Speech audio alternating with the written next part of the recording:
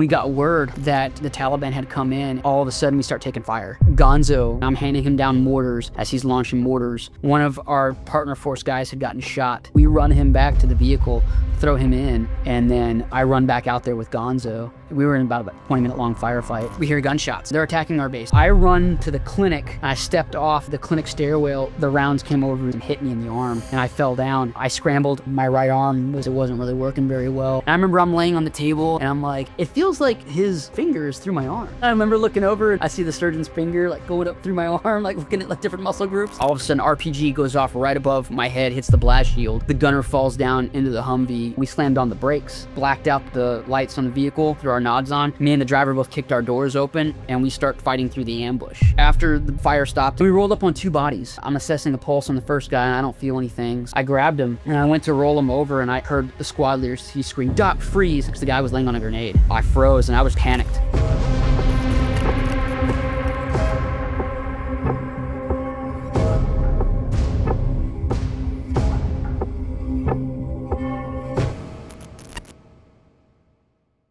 My name is Daniel Jimenez. I served in the Army from 2003 to 2023, and I retired as a Sergeant First Class.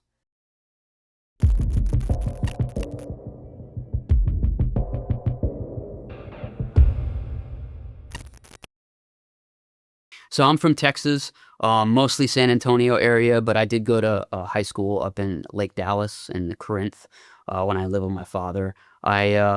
I lived with my mom from the time my parents split, which I was about 3 years old, all the way until I was about 11 or 12. And then I got sent to live with my father, and he really deserves a lot of the credit for making me the man that I am today. He disciplined me, and he taught me about respect and a bunch of the values that, drive men like us to go to the military, right? So I lived with him until I was 17, and I signed up, went to the Army with his blessing, obviously. I definitely needed a male role model in my life. I didn't have a lot of male role model stability with how I was being raised with my mom. So it was determined that I should probably live with my dad, which was a great decision for me. It really helped me out. There was a few obstacles in school. I was intelligent, but I didn't like to do the busy work, right? I ended up failing a class in high school and had to retake it before I could graduate. And that really goes down to the discipline part from my dad. He was the one disciplining me, telling me, I need to get this done, right? And but I was a lazy teenager, and I didn't want to do like the homework. I didn't want to do the other kind of work. I mean, there was but I was passing all the tests, like with 90s and 100s. Especially mathematics. I was in school one time, and we were in algebra, and I asked the teacher, I was like, hey, what's this formula? What do you do when you hit this formula into the calculator? And he's like, I have no idea, but if you can figure it out, I'll give you an A for the semester. So he challenged me. And so right there in class, I sat there and I proved his formula without using a calculator. And he gave me an A for the semester. So that was kind of fun. My dad was a Vietnam veteran, and he talked to me a little bit about his service. He was in the Air Force. He was an electrician for the C-130s. So he'd tell me stories about crawling up into the wing and having to find the wire that's broken or the connection that's lost and troubleshooting. And he'd tell me like some of the fun stuff about falling asleep up in there so you didn't have to, go to formation or whatever, or, skip out and stuff, things that, soldiers and everybody does. And when I went to go join the Army, I was too young to sign for myself, and he was there with me, and he had to sign. So he told me about stories about Vietnam. He was very quiet about it though, and he really did not want me to join. He wanted me to go do something else. But I was dead set on joining because September 11th had happened when I was in high school. I was a junior when it happened, and we saw everything unfold live in school that day. I mean, we were glued to the TVs. We saw everything, and me and a bunch of my buddies that were the same age, we all decided we were going to join. And a lot of kids from my generation joined because of that. And so that was one of the deciding factors of me going to the military.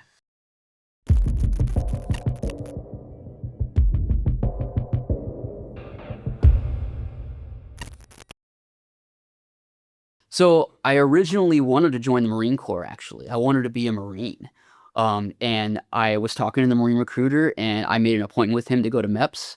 And so I show up at the Marine recruiting station and I'm, talking about, and I'm there waiting on him and he never shows up. And this is summer in Texas. So I'm outside this recruiting station waiting for him to take me to MEPS and he never showed up. And meanwhile, I'm sweating outside. It's miserable. It's terrible. And the army guy keeps poking his head out the army recruiting station. He's like, "Hey man, are you okay?" And I'm like, "I'm good. I'm good. I'm screw the army. I'm going to the Marine Corps." And he's like, "Well, if you get hot, you can come in and sit in the air conditioning." And I was like, "No, to hell with the Marine Corps, or to hell with the army. I'm going to the Marine Corps." And I don't know, about 30, 45 minutes later, I'm knocking on his door, like, "Can I come into the air conditioning, please?" And so I went in there and I was talking to him and he's like, "So what are you waiting on?" He was asking me, he's like, "I'm waiting on the recruiter." He's like, "Well, I don't think they work these days. I think they're off doing something, at another high school or something like that." And so he asked me, he's like, "Well, hey, what do you want to do in the military?" And I said, "I want to be a medic." And he's like, "Oh boy, I got bad news for you." And I was like, "What?" He says, "The Marine Corps doesn't have medics." And I didn't believe him. And he was like, "No, I'm dead serious. The Marine Corps doesn't. They have Navy corpsmen that go to the Marine Corps, and they serve as Marine medics, but you have to join the Navy for that. You can't join the Marines and be a medic." And I was like, "Oh no!" And then he started doing his recruiter thing, where he's like, "Hey, I can guarantee you job security. I can guarantee you airborne. I can guarantee you this." And that's kind of like how the story unfolded of why I went to the Army instead of the Marine Corps. So that Marine recruiter never really reached out to me again. I don't know what happened. I don't know if he lost my number or what, but yeah, I never heard from him again actually. So when I went to the MEPS station, and did the ASVAB and all the tests and everything, they gave me a printout, a list of all of the jobs that I qualified for, and I sat with my dad, and because he was the signature that I needed, his stipulation was that I did something in the military that I could use on the outside. That was his stipulation of signing with me. Otherwise, I had to wait another 6 months before I could sign the papers and go. And by that, the job might be gone or whatever. So there was a little bit of there was a little bit of there was a little bit of a rush for me to get this done, right? So the list on there, it showed one of them kind of caught my eye, and it was healthcare specialist, and I was like, "Well, what is that?" And the recruiter, he was at my house at this time with my dad, and we were all discussing this at the table, and he said, "Well, that's what they used to call a combat medic, and that's basically what it is. It's combat medic, healthcare specialist." And so I was excited about that. It fulfilled what my dad required. It was a job that I could use on the outside. You got out as an EMTB at least with some medical training, and I was also able to kind of get my way into that combat role. So he was never going to let me go infantry. So it was kind of it was a good coming together point for me and my father. So a good compromise for me and my dad.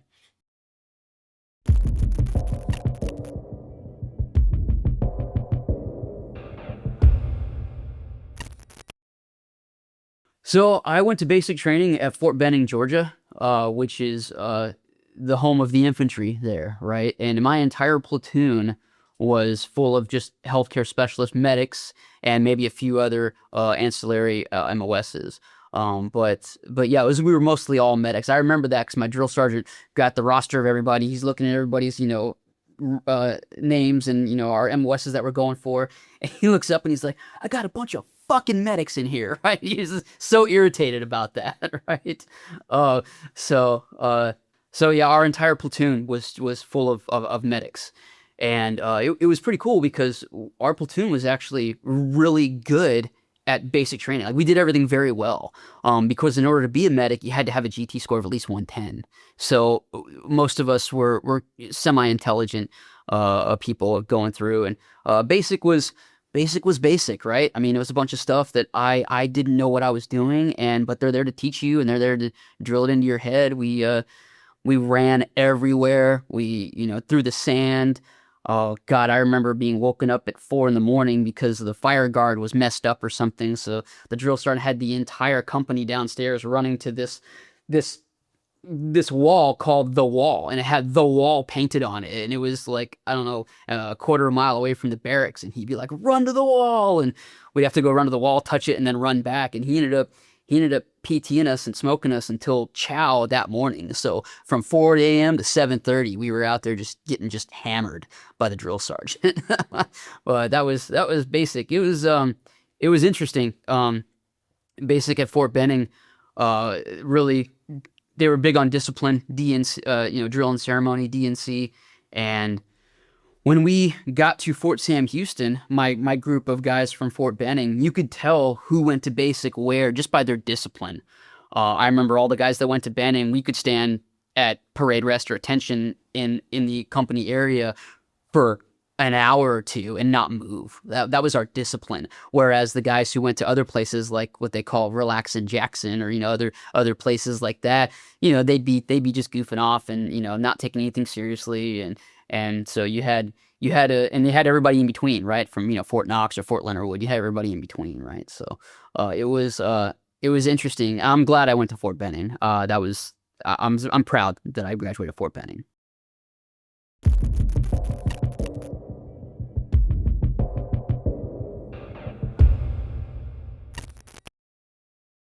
So after we graduated basic training at Fort Benning, we got shipped to Fort Sam Houston for the what they call the whiskey course, is the combat medic course, or the healthcare specialist course, whatever you were roped into thinking you were going to at that point, right? And so, yeah, you get there, and the first 4 weeks is just civilian EMT training, because this was the time in the Army. So before the Army, before this time in the Army, you could be an EMT when you graduated. They gave you the option to take the test, but it wasn't mandatory. When I went to medic school, it was mandatory that you graduate with an EMTB certification. So the first 4 weeks of your training is civilian emergency medical technician, EMT, basic. And you study, all that stuff. You get your CPR, you take your test, and then you go into what's called the whiskey training. And the whiskey training is the Army specific medicine right there. It's where you learn, do your IVs, you learn crikes, you learn other things that are like specific to Army evacuation style. And so that is another 12 weeks onto that. So all in all, it's 16 weeks. When I went through, it was 16 weeks. And so at the end of that, you either go to your units or you go to other training. I went to Airborne School after that, after my whiskey training.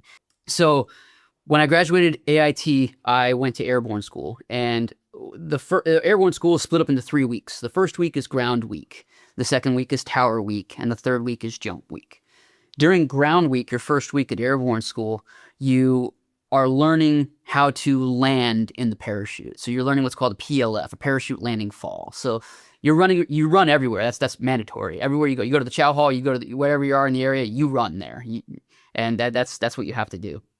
But you're learning these PLFs, these parachute landing falls, and you go up on an 18-inch kind of stage, and they have a rock pit, or they have a pit of shredded tires, or whatever it is, like some kind of pit you're going to jump into, and you practice doing the perfect form, feet and knees together, knees slightly bent, arms up, and you jump down, and you rotate, and you hit all 5 of your points of contact as you're rolling out, and the reason they're doing that is because when you come down on your canopy, you've got to be able to do that.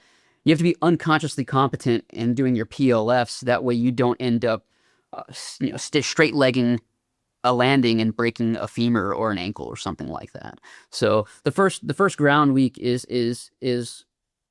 instrumental in teaching you how to land without injuring yourself, which comes in handy if you jump off a first story building or something like that. You do a parachute landing fall, you're probably, it's going to bruise you, but you're probably not going to break anything. So that's ground week right there. You also learn how to put on the parachute correctly, how to tighten it correctly. During that week, you're learning commands in the aircraft, how to exit the aircraft, all that kind of stuff. So it's all mock aircraft on the ground right there. And then you graduate to Tower Week, and Tower Week goes up a little bit more, right? So now, instead of learning all the stuff on the ground, I'm backwards going up. I'm learning how to come down under canopy and how to steer, what we call pull a slip, where you pull your risers down into your chest and and it makes the parachute go that direction that you're pulling. You learn about that. You learn about what happens if I hit the ground and my parachute is still dragging me across the drop zone, which does happen sometimes. You have to activate your canopy release assemblies, and you got to kick it off so you can not be drug anymore.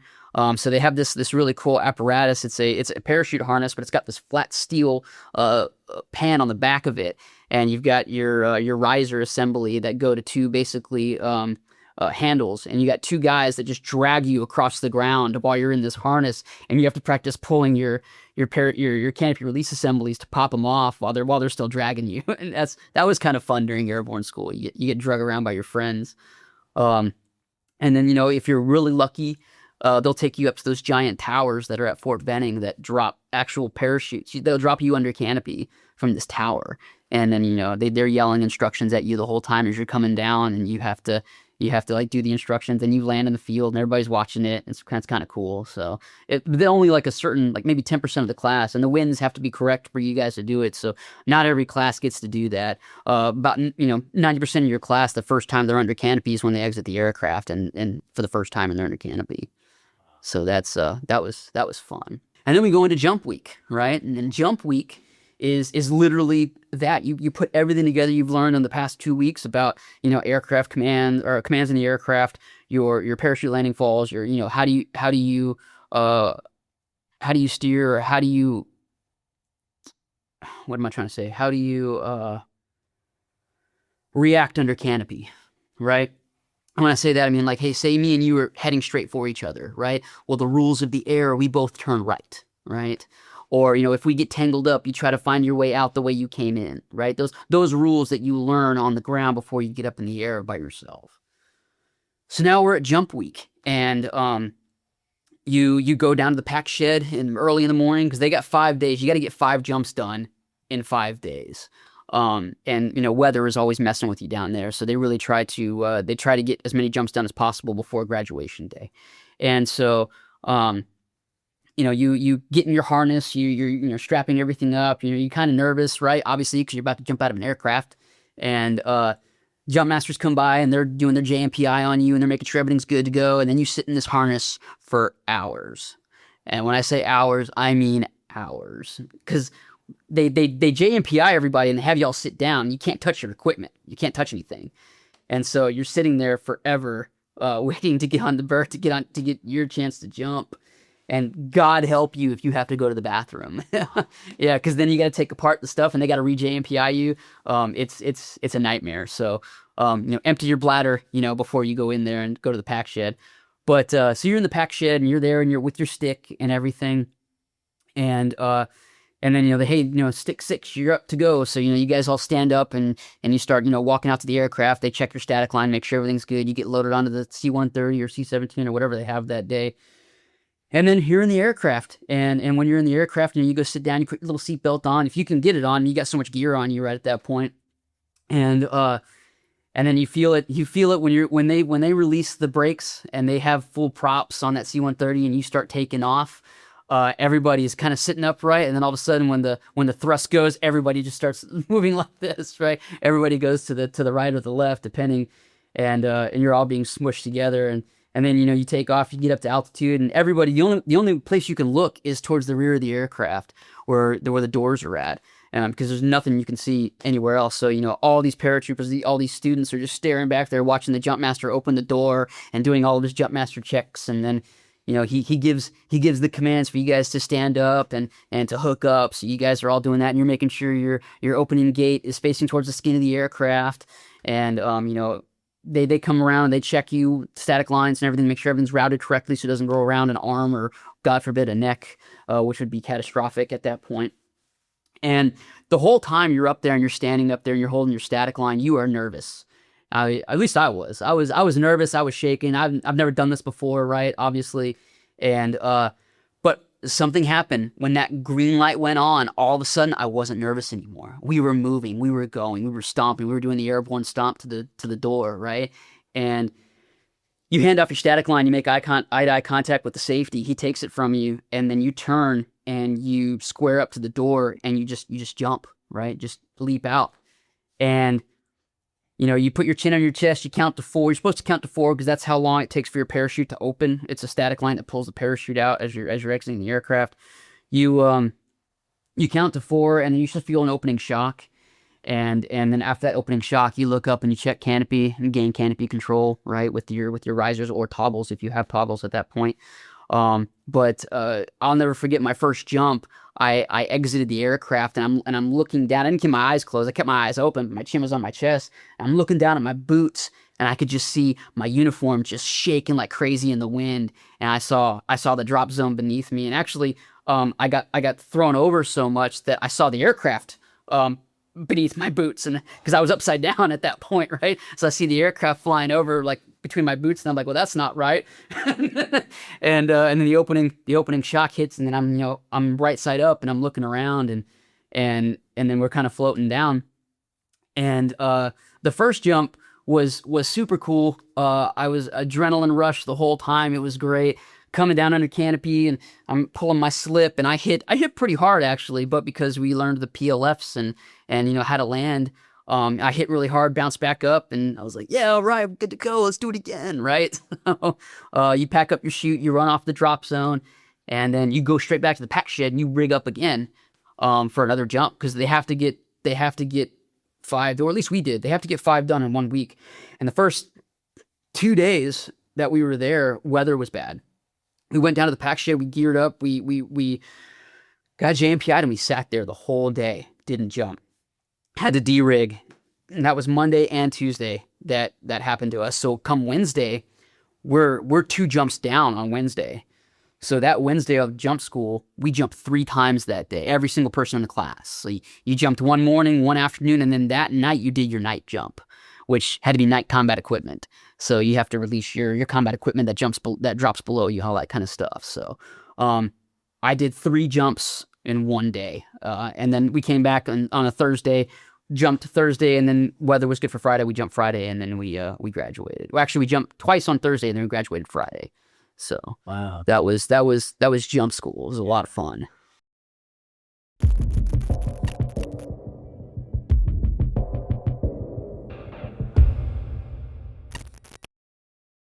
So yes, so after we graduated Airborne School, we all got our assignments to what unit we were going to, and I had been with these guys since basic. A lot of them, it was about like 10 or 15 of us. We had been together since basic, so like the last 6-8 months we were together, and I remember we got our assignments, and a few of them went to 4th Ranger Training Brigade to go be medics for the 4th Ranger Training Brigade, which does Ranger School.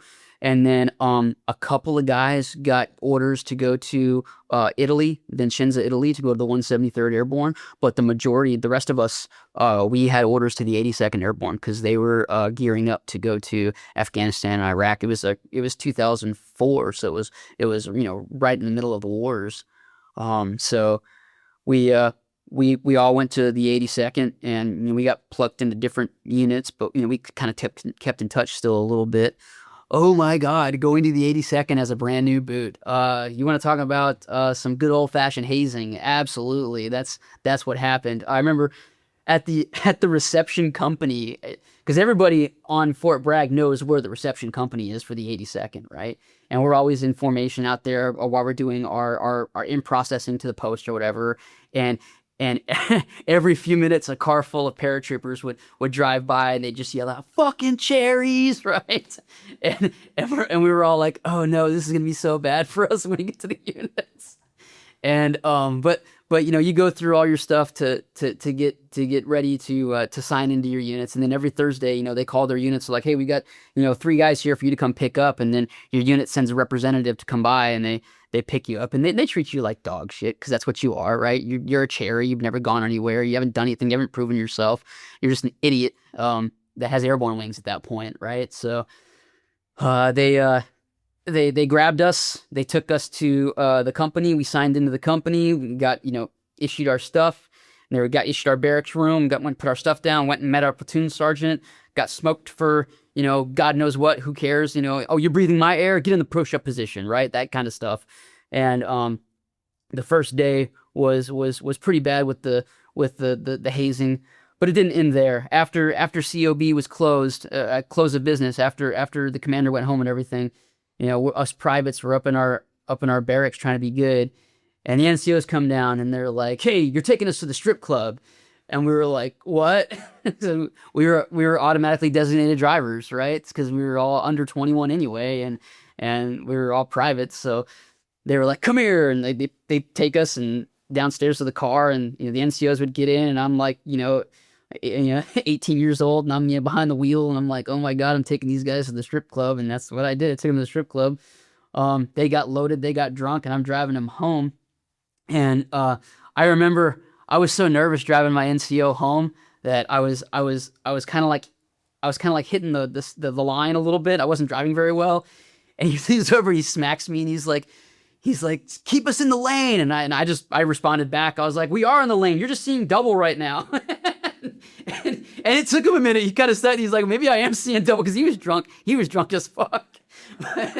That was pretty funny. And then, obviously, we took him back to the barracks, and it wasn't over then. Right after we took him to the strip club and they got liquored up and we brought him back to the barracks, there was some more hazing to be had, right? So it's like, 2 in the morning, and they're making us run up and down the hallway of the barracks and get our heart rate up. We do push-ups, and then, it paid to be a winner. If you weren't the first guy back, because they have 2 privates go at the same time, if you weren't the first guy back, you had 20 more push-ups you had to do.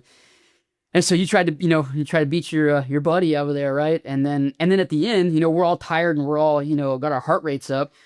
The NCO comes with a chair and he throws it he throws it down in the hallway, and he sits down and he's like, start an IV on me. So we had to grab our medical gear, and we started an IV on him to give him fluids because he was so drunk. He didn't want to have a hangover the next day, right? So we're starting an IV, giving him fluids. That was, hey, welcome to being a medic in the Army, day one. Right?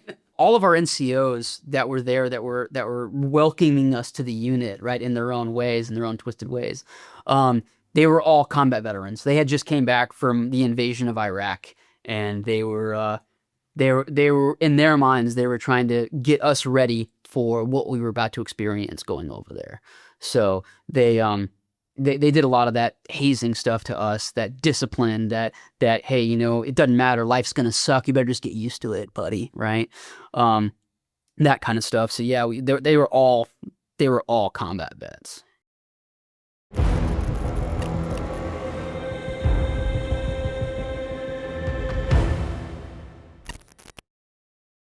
My first deployment with the 82nd was to Afghanistan. We were sent there to protect the elections that were going on. So it wasn't the surge that was in 2007. It was kind of a miniature surge in Afghanistan at that point. So they already had 82nd. There was a unit down there, but they had us go and augment this unit that was already in the airspace. And when my unit went to the 82nd, or when my unit went to Afghanistan, we were the first unit to have the new Army combat uniform, the gray ACUs, or we call them ICUs, right? Because I see you everywhere, you can't hide, right? We were the first unit, other than Special Forces at the time, to have that uniform in Afghanistan.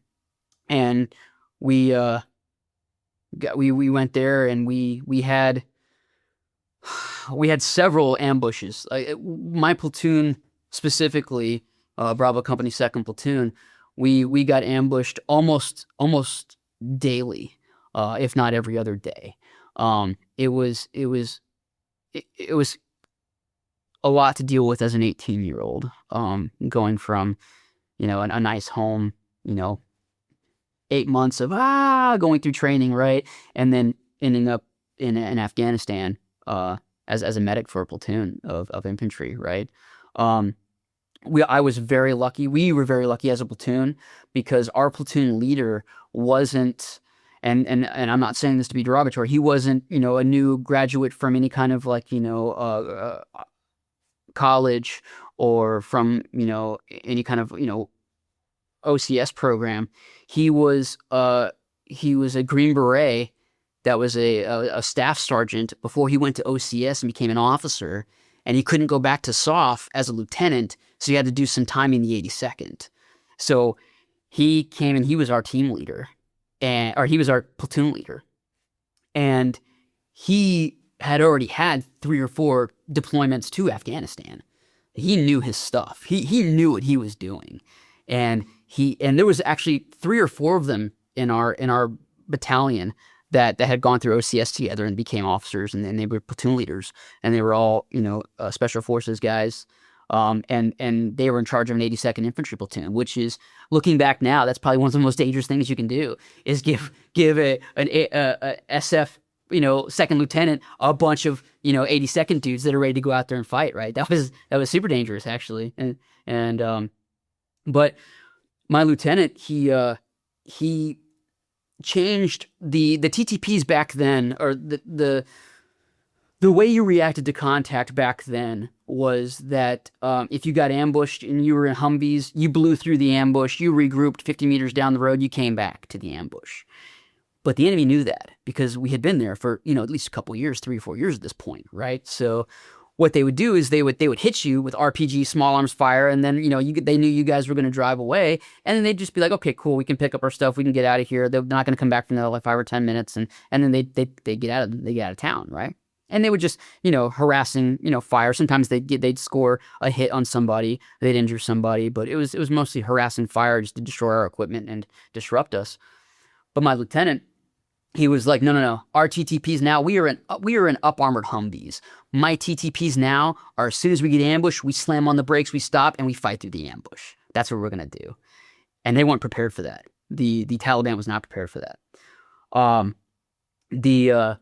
The first ambush at night that we were a part of, we were driving through Poli Alam, and that's in the Wardak province, and I remember we're driving along, and we were in the lead. I was actually in the third vehicle, actually, with the lieutenant. And all of a sudden, RPG goes off right above my head, hits the blast shield for the gunner. The gunner falls down into the Humvee, and smoke and debris follows him in.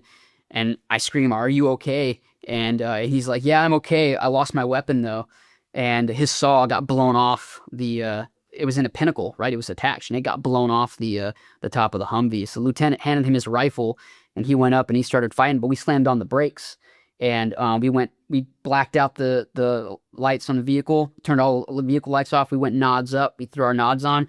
Me and the driver both kicked our doors open, and we start fighting through the ambush. We got out, went around the vehicle, got behind it for use vehicle as cover. I grabbed the saw that was stuck between the brush guard of the Humvee and the hood. I grabbed that saw and I put it up on the top so the gunner could have his saw back. And we fought for about the next, 5 minutes in that ambush, right? I heard a call for a medic from the vehicle behind me. So I grabbed my aid bag out of the car, and I ran back there, and one of our squad leaders had gotten hit in the hand. So I'm taking care of his hand there, and that was the first casualty I took care of in Afghanistan, was that right there, and as a medic. And then after the bullets, the fire stopped and everything, we started going through the field that had ambushed us, looking for what was there, if any kind of battle damage assessment, right? Did we get anybody or whatever? And we rolled up on 2 bodies, and they were lying there on the ground. So they're like, "Hey Doc, you got gloves?" And I was like, "Yeah." And he's like, "Throw on the gloves, check these bodies out." So I'm like, "All right." So I throw on the gloves, and I'm going, and I'm assessing the pulse on the first guy, and I don't feel anything. So I'm like, "All right, I can roll him over." He was face down. I grabbed him, and I went to roll him over, and I heard the squad leader, he screamed, "Doc, freeze!" And I froze. And then he called the engineer to come over, because the guy was laying on a grenade. And so I froze, and I was panicked. I was holding him, but at least the body was going to give me some sort of shielding, but it was a grenade. And the engineer came in, he checked the grenade, make sure the pin was secured and everything, and then pulled it out. And he's like, "All right, Doc, you can continue." So I rolled him over, and we killed him in the ambush. He was dead. And then as I'm looking through this guy, and I'm, because I got gloves on, so, I'm looking through the pockets for all the stuff that, the squad leader needs. I look over at the other guy lying there, and I see that he's breathing. So I tell the squad leader, I'm like, "Hey, that dude's breathing over there." And he's like, "All right, Doc, go over there. We're gonna check him out, right? But they didn't want me rolling him this time because we had gotten scared by the grenade, right? And I was the only medic in the platoon, so he wants me to go over there, but he's gonna have somebody else, roll the guy over and check him out. Rolled him over, not a scratch on him. He was just laying there terrified, is what it was. But the whole time I'm focused on this dude. That guy's alive and not hurt, right? 5-6 feet away from me, right? And so they roll him over, and they zip cuff him and everything, and I'm still over here with the first guy, making sure everything's kosher, and then so we take that guy back to the compound, and they're interrogating him about who he is, who he's with, how do you know we're gonna be on this road, that kind of stuff, trying to figure out where the enemy's at. And I remember as they're doing the interview, the guy looked up at us and he says, "You guys weren't supposed to stop," right? Because our TTPs at that point were blow through the ambush, regroup, and come back, right? But the fact that we slammed on the brakes, turned the lights off, went nods up, and fought through the ambush, they were not prepared for that at all. And so that was my first firefight, 18 years old, in the 82nd. So after that incident of the grenade and our first ambush, everything just happened immediately afterwards, right? It was a 5-month deployment, but it was 5 months of something happening every single day. I really didn't have a lot of time to process a lot of the things I was going through. It was just, hey, go on to the next thing right now, right? And case in point, the next week, I believe, I mean, we were getting ambushed quite a lot, but the next week, we were in a little tiny patrol base, just our platoon, outside of a UN compound, because we weren't allowed to be in the UN compound because we weren't part of the UN, right? We were in 82nd, so we lived in a school courtyard right outside the UN compound under our whoobies, our poncho liners that we had to give us some shade, and we were just out in the cots and everything. And we had a visit from the command that they came in, right? They drove in with their Humvees to visit us after the ambush and the guy that we captured, and we gave to the authorities, the MPs at the time, and they took him off and they interrogated him, and they got a bunch of good information from him. So they were coming to tell us how all that was going, and how we did a great job. And when they drove out, they had to drive up this mountain to get to the pass to the other side, and at the top of the mountain, they hit a civilian on a motorcycle, 2 civilians on a motorcycle, and they hit the ground real hard, and they didn't have a medic with them. So they called down the patrol base. They're like, "Hey, we need a medic now." So we jump in our Humvees. I'm with my aid bag. I'm like, "All right, I got 2 casualties hit by Humvee. Let's see what this is going to be about, right?" And I'm already thinking on the drive up there. I'm thinking, hey, what am I going to see? Am I going to see broken bones? Am I going to see blood everywhere? Am I going to see a death? What am I preparing myself for it? But we could only get about a quarter of the way up the mountain because traffic had already jammed, because it was a road, right? So traffic had already jammed. We couldn't get through. Nobody would get out of our way. So we jumped out of the vehicles, and I had to run up this mountain all the way to the top to get there where the casualties were at. And I remember I get there and I'm out of breath, right? This is Afghanistan, and we're already, our baseline, we're at 6,000 feet, right? So it's already hurting me on my lungs and everything. But I get to the top of this mountain, and I remember seeing a body lying over here that's being put onto a litter. One of the lieutenants who was previous SF was working on him, and I got another body over here being put on a litter, and this body over here is already starting to posture.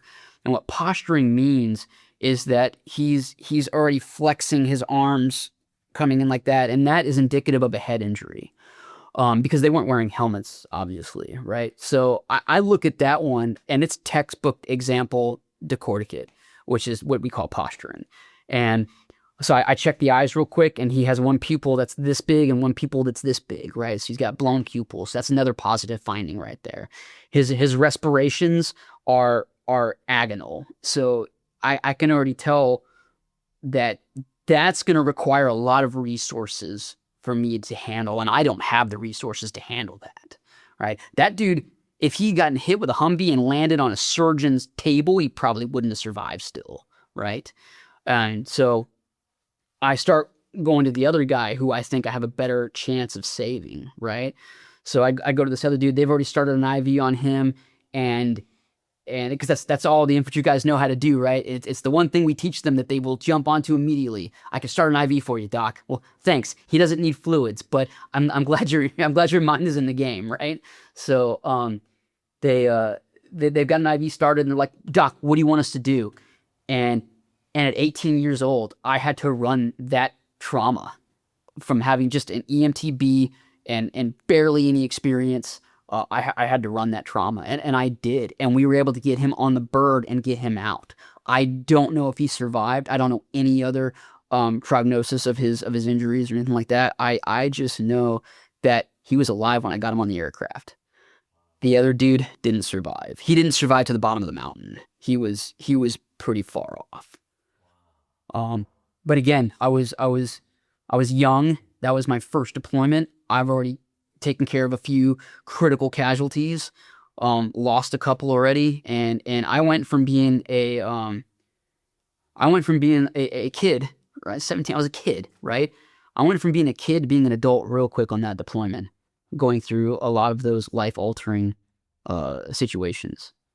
That deployment in Afghanistan, we had a lot of different things happen. We were also far away from our parent unit. We were at least a 4-hour drive from our battalion headquarters, right? Through, questionable IED areas. And we didn't have engineers or anybody with us to clear our routes for us. It was just us. So, every decision you made as a medic, you had to weigh out, who am I risking for what injury? And the perfect example of that is a couple of infantry guys were goofing around like they always do and throwing rocks at each other. And one of them got hit right in the face with a rock, and it split his upper lip from his nose all the way down. So he had 2 upper lips, right?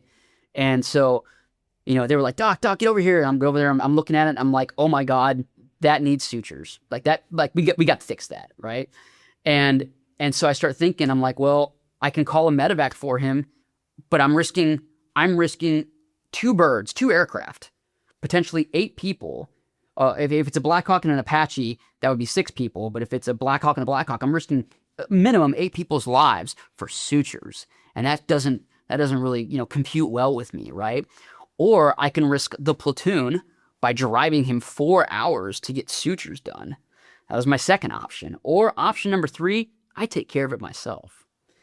So I voted for option number 3, and so I had suture material, I had lidocaine, and I had a Gerber on me, like, those little Gerbers, and I numbed him up. I cleaned him out best I could. I did everything as sterile as I could in that procedure, but I gave him sutures out there, making sure the most important thing when you're suturing a lip like that is to make sure the vermilion border lines up. And what the vermilion border is it's the border between what your lip is versus what your skin is up here, right? That different coloration of your lip, that's the vermilion border. If you don't line that up correctly, you're going to increase scarring, and it might not even heal right.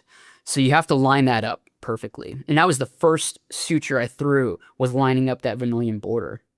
And then the other ones above it, I just did external sutures. I didn't go on the inside. I did maybe one on his lip right here, but not a whole lot. And I will stand by that decision. I got yelled at by the platoon sergeant for that. And he's like, I hear you doing sutures out in the field. He's like throwing stuff and telling me I'm a shitty medic and blah, blah, blah, blah. But I stand by that decision because I didn't risk anybody else's life needlessly for just sutures. And I was able to do it on my own. And to add to that, there was no scarring, barely any scarring. I lined that thing up perfectly for that kid. And yeah, so took care of him. At that same location, we got so desensitized to being shot at and having mortars come in that I remember I was in my sleeping bag one time and we heard mortars coming in, boom, boom, boom, behind our compound, and all of us stayed in the sleeping bags. Like, nobody moved. Nobody cared. We didn't have a bunker to run into anyway. What were we going to do, right? We all just kind of laid there and just, like, listened to it, and we're like, okay, it sounds like it's over now. And I remember the lieutenant gets up, and he's like, all right, guys, I guess I better go check that out. So we were like, okay. We get up and get dressed, and we go out there to check this out. And we drive to this location where we think the site launched from. And there was this compound by itself. And so me and Lieutenant get out, and everybody else kind of pulling security. We were kind of at a skeleton crew. Like we didn't have a lot of people to work with. So gunner stayed with the gunner, driver stayed with the vehicle. Me and the lieutenant got out to go check out stuff. And I remember we went to this hut, this big compound, and we kicked in the door, and we cleared the room, me and the lieutenant by ourselves. And we're clearing corners, we're covering each other, we're making sure the entire compound is clear, and it's all clear. And we get up, we look at each other, and he's like, Doc, we are probably the last 2 guys in the platoon that should be doing this stuff. And I was like, you're right, sir, we are. And then right then, another rocket launched from outside the compound, and we were close to where they were launching from. We thought it was inside this compound, but it wasn't. It was in a fissure it was in a crack in the ground about, 200 meters away from us. So we run outside, and the gunner's like, another rocket just took off, sir. So we got on the radio, and we called the patrol base to say, hey, look, you got rockets coming in. And it ended up detonating on the back of the mountain behind the patrol base. But so that was near Poli Alam, between Poli Alam and Baraki Barak in the Wardak province of Afghanistan. Wow. Yeah. Wow. And then when we got relieved, it was a great day. They were closing down some local, a little bit bigger bases, but not like a huge base. They were closing them down. And we got the refrigerator of all like the frozen pizzas and the steaks and like the chicken and all that kind of stuff. So we were super excited. We went and we bought some charcoal off the local economy and came back, and we had these school desks that were trashed. So we poked holes in the bottom of the school desk, and we used the wire from the HESCO baskets that they had, and we made grills out there, and we had grills going. I made an oven out of a Mark 19 ammo can with a little bit of a wire rack on the inside, so we could put these Tony's frozen pizzas in there, and we could cook them up in the coals. That was fun. We had steaks. Like the last 2 weeks, it was just like a party for us. We had steaks and pizza and played football, and it was a lot of fun the last couple of weeks coming home. So during that deployment also, we had the Discovery Channel right along with us. And the host for this channel was called Dr. Danger, I believe. That was his nickname. But they rode with us on a few of our patrols, and there's some video of me taking care of an Afghan after he had gotten beat up by the Taliban, and he got a cut on his eye, and I'm there cleaning him up, taking care of him. And I found that on YouTube actually a few years ago.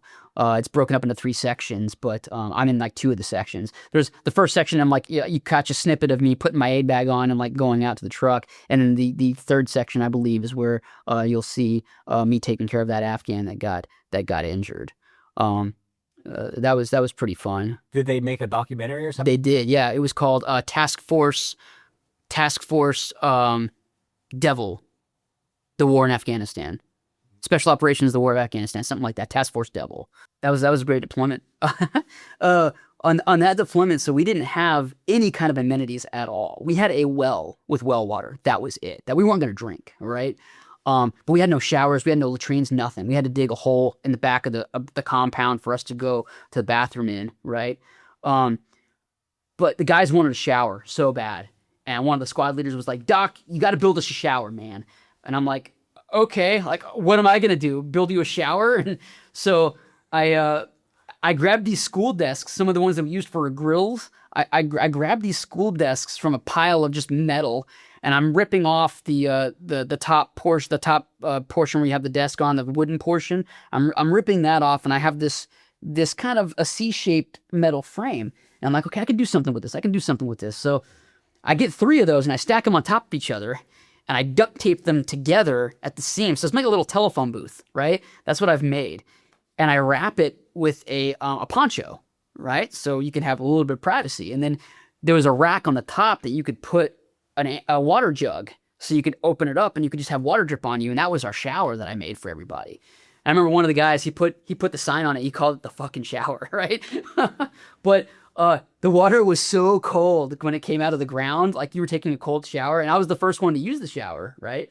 So I get in there and I'm testing it out, making sure everything's working. I'm getting stuff down on me, and I'm washing myself, and you feel so wonderful when you haven't had a shower in like, 6 weeks, and you get some soap on you, you get that grime off of you, and you come out. I felt like a new man. Like I felt like I had washed sins off of me, right? It was so good. Um, and and I remember the squad leaders were laughing at me when I came out of the shower. I was like, "What's going on?" They were like, well, the way you made that shower, the sun perfectly silhouettes you onto the poncho so we could see your entire body of what you were doing. And thank God you didn't touch yourself while you were in there. it was it was funny. So coming back from that deployment, we spent some time in Kandahar airfield before we flew back home. We were there for about 2 weeks. And that's where we did our classes of like, hey, you've got some mental health issues. You need to talk about things. And it was all that kind of like desensitizing, or, making you a little bit more comfortable in your own skin at that point, right? Kind of like going through the stuff you had gone through. And at this point, I was taken away from my infantry platoon. I was put with my medical platoon, right? So I didn't have anybody around me that had gone through those situations with me, right? All of those guys were still in the platoon. And that was something that I didn't agree with at all.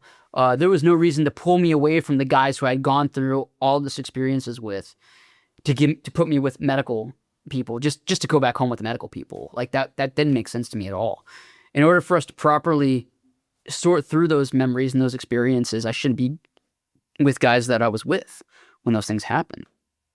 But that didn't happen at all. So that was kind of odd. Back in the medical platoon, because we didn't go through a lot of stuff together, everybody's trying to one up each other with what they went through, right? It was a whole bunch of arguing about, no, my ambushes were better. No, my medical treatments were better.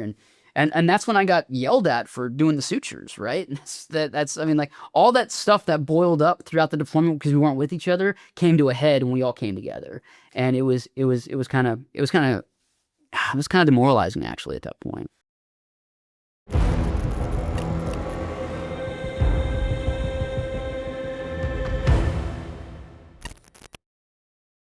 So I came home from Afghanistan, and I got orders to go to 1st Cavalry Division at Fort Hood. So I came home. I went to 1st Cav at Fort Hood, assigned in there, and they were like, "Hey, we're gearing up to go to Iraq." And I was like, I just came home from a deployment. I guess I'm going back out again, right? And that's what ended up happening. So we had a little bit of train up through that. We went to JRTC down in Louisiana and did some training before they shipped all the equipment and everybody off to Iraq. Ended up in Iraq in 2006, at the end of 2006. So I had spent 2005 in Afghanistan, came home, was home for a little bit, and then went to Iraq at the end of 2006. And we were there from 2006 to 2008. It was a 15-month deployment, right? So it was a long time. And a deployment that long, especially when we didn't have a lot of connectivity back home in those years, right? It was surreal when you came back home. Everything was different. Music was different. TV was different. Radio was different. Like everything was different. And assimilating back into the American culture after being gone for 15 months, basically in isolation, was one of the hardest transitions coming back home. That was really hard for us.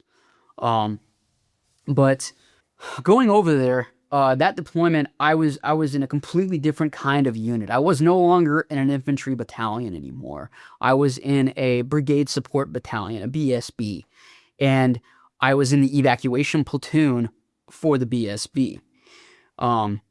It was a different switch going from all male infantry to my platoon now, where I was one of 3 guys in a platoon of 25. So it was mostly all females. That was so weird to me because I was never around that. I mean, yeah, when I went to AIT, I had a few females in the platoon, but that was the last time I had seen females in the Army, right? And I didn't have a lot of experience working with them, but that deployment was long. It was difficult. They had some evacuation platforms that they wanted to use, some ground evacuation platforms. So none of our FLAs, our field ambulances, none of them were allowed to go outside the wire because they weren't up armored, right?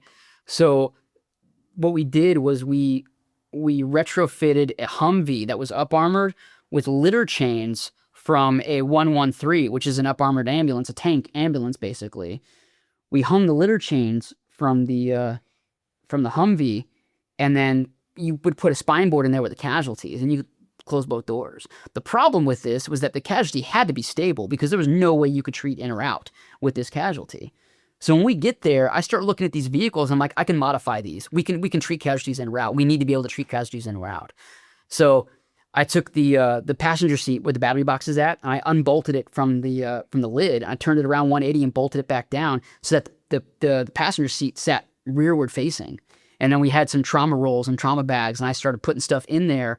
And I converted this Humvee to where the medic could sit backwards while the driver's sitting facing that way. The medic could sit backwards, and as long as you put the head there, he could still treat en route. You know, if he needs to bag the patient, or if they need to, like, you know, take vital signs or whatever, they're facing backwards in the vehicle, but who cares at that point, right? So I helped retrofit 2 of our Humvees to be evacuation vehicles, and then also an RG-31, which is a South African mine detecting vehicle. There was a V-shaped hull on it, right? So it direct the blast outwards. I also helped retrofit that one to be a casualty carrier as well. So during that deployment, we had a bad day during that deployment. My roommate at the time, his name's Matt Darhagen. He actually lives here in California now. He's a flight paramedic, actually, up near Sacramento, I think. But he was my roommate throughout the deployment, and like clockwork, the base defense network that had a radar that would send off the sirens whenever mortars would come in. The base defense would test their sirens every Wednesday at 3:00. Right? Like clockwork. Every Wednesday at 3:00. Oh, the sirens are going off. They must be testing them right now. They're testing the sirens, right? So what does the enemy do? The enemy hits us at 3:00 on Wednesday. Nobody. So I remember I was at the clinic at this time. I wasn't part of the evac platoon anymore. I was in the clinic, and I was one of the shift leaders for the clinic. And I remember I was in the trauma room, or I was in the bathroom, somewhere around there, and I heard the alarms go off. And I was like, oh, it's Wednesday. And I look at my watch, and I'm like, they're 10 minutes early. They're never 10 minutes early. Well, what's going on? And then when the alarms went off, I started hearing booms, and I started hearing explosions. And so I was like, oh my God, they hit us at 3:00, right? And that's what they did. And so anyway, we run to the trauma rooms because we have 4 trauma rooms at that point at that clinic, and we run to the trauma rooms and we get all the medics together. And I told the patient admin, I was like, hey, get on the microphone, broadcast all trauma teams to the trauma rooms. So they bring us in, and we're talking about what we're gonna do. I was like, look, yeah, you check oxygen, you check tourniquets, you check blood, make sure we got everything we need. And Matt came in and he says, hey, there's a building on fire over there where detonations happened. So me and Matt, we grab our aid bags and we run to an FLA. We jump into the ambulance, and 2 other people are driving us to the location.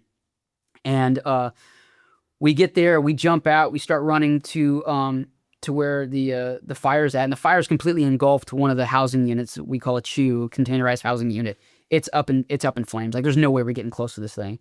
And at that time, another medic had seen somebody who said they were injured in another building right next door. So we gain entry to that building, or that room, and she's already on the ground, and she's they're exposing her to get into the wounds and everything, and we can't find a wound on her, but she's pale. Like, she's completely pale.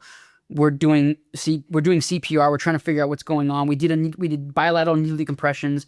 She didn't come back. And so Matt and I were like, hey, we got to go. And so we load her onto this litter, and we're carrying her out. And at this point, ammunition that was in the next room over started cooking off, and that building that was on fire started cooking off. And it was popping and everything. Had a couple of large explosions. I don't know what they were, but anyway, so we get that person out of that danger area. We go take him, put him into the ambulance, and we drive him back to the hospital. I remember Matt's doing CPR because there's very limited room in that ambulance, so he's pumping on her chest while I'm on the radio calling the trauma room, and I'm trying to tell him everything we have. I'm like, look, I need you to get bilateral chest tube stuff ready. I need you to get blood ready. We're doing CPR en route, and I'm giving them a full report on the radio. And honestly, I don't know how much I got through because by the time I was done giving the report, we rolled up to the clinic, we kicked the doors open, and I'm yelling out the back of the ambulance. I'm saying, hey, look, this is what we need. We need this. We need blood. We need chest tubes, all that kind of stuff. And so we give her to the trauma team, and the trauma team takes her in. And by then, we heard that there was several more casualties at the food court. So the area that they had the Pizza Hut, the Burger King, all that kind of stuff for Camp Taji, that's what they were trying to hit, and they ended up hitting it. And there was about, I don't know, 8 or 10 casualties laid out in that area. So as soon as Matt and I handed off that casualty, we close the doors and they start driving us to drop us off at the food court. We get there, we jump out, we start running into the area, and there's bodies just like everywhere. Like you see a group of people, they're huddled around a body, people huddle around a body trying to take care of them. So me and Matt split up, and we start doing what we can with who we can, and putting tourniquets on and exposing wounds. And if the casualty was screaming, I felt better because they were breathing and they had an airway, right? So I can focus on their pain and what's going on. And I ended up getting on a casualty that had bilateral femur fractures from a blast, and he was peppered with shrapnel and stuff, and he was pretty jacked up. So I put 2 tourniquets on him and loaded him into a litter. And I remember I put him in the back of this pickup truck that was there, a non-standard vehicle, an NTV. When I put him in the back of this pickup truck, Matt, myself, and a couple of other medics from the 82nd that was there, actually, I think the 407th was there. And they were working with us in the clinic a little bit too, so we kind of knew them, a little bit. And we started driving back to the clinic, and I remember in the back of that truck, we were just bouncing around so much. We were trying to put bandages on. We were trying to check tourniquets, and someone handed me an IV set, and they're like, "Hey, we need to gain access on this guy." So I grabbed the IV set, and I got the arm, and I'm prepping it, and the whole time we're bouncing around in the back of this vehicle, and I got this, and I just laser focused on this vein that I wanted to hit, right? And I had my thing, and I was timing it perfectly with the bump where I could put it into the vein.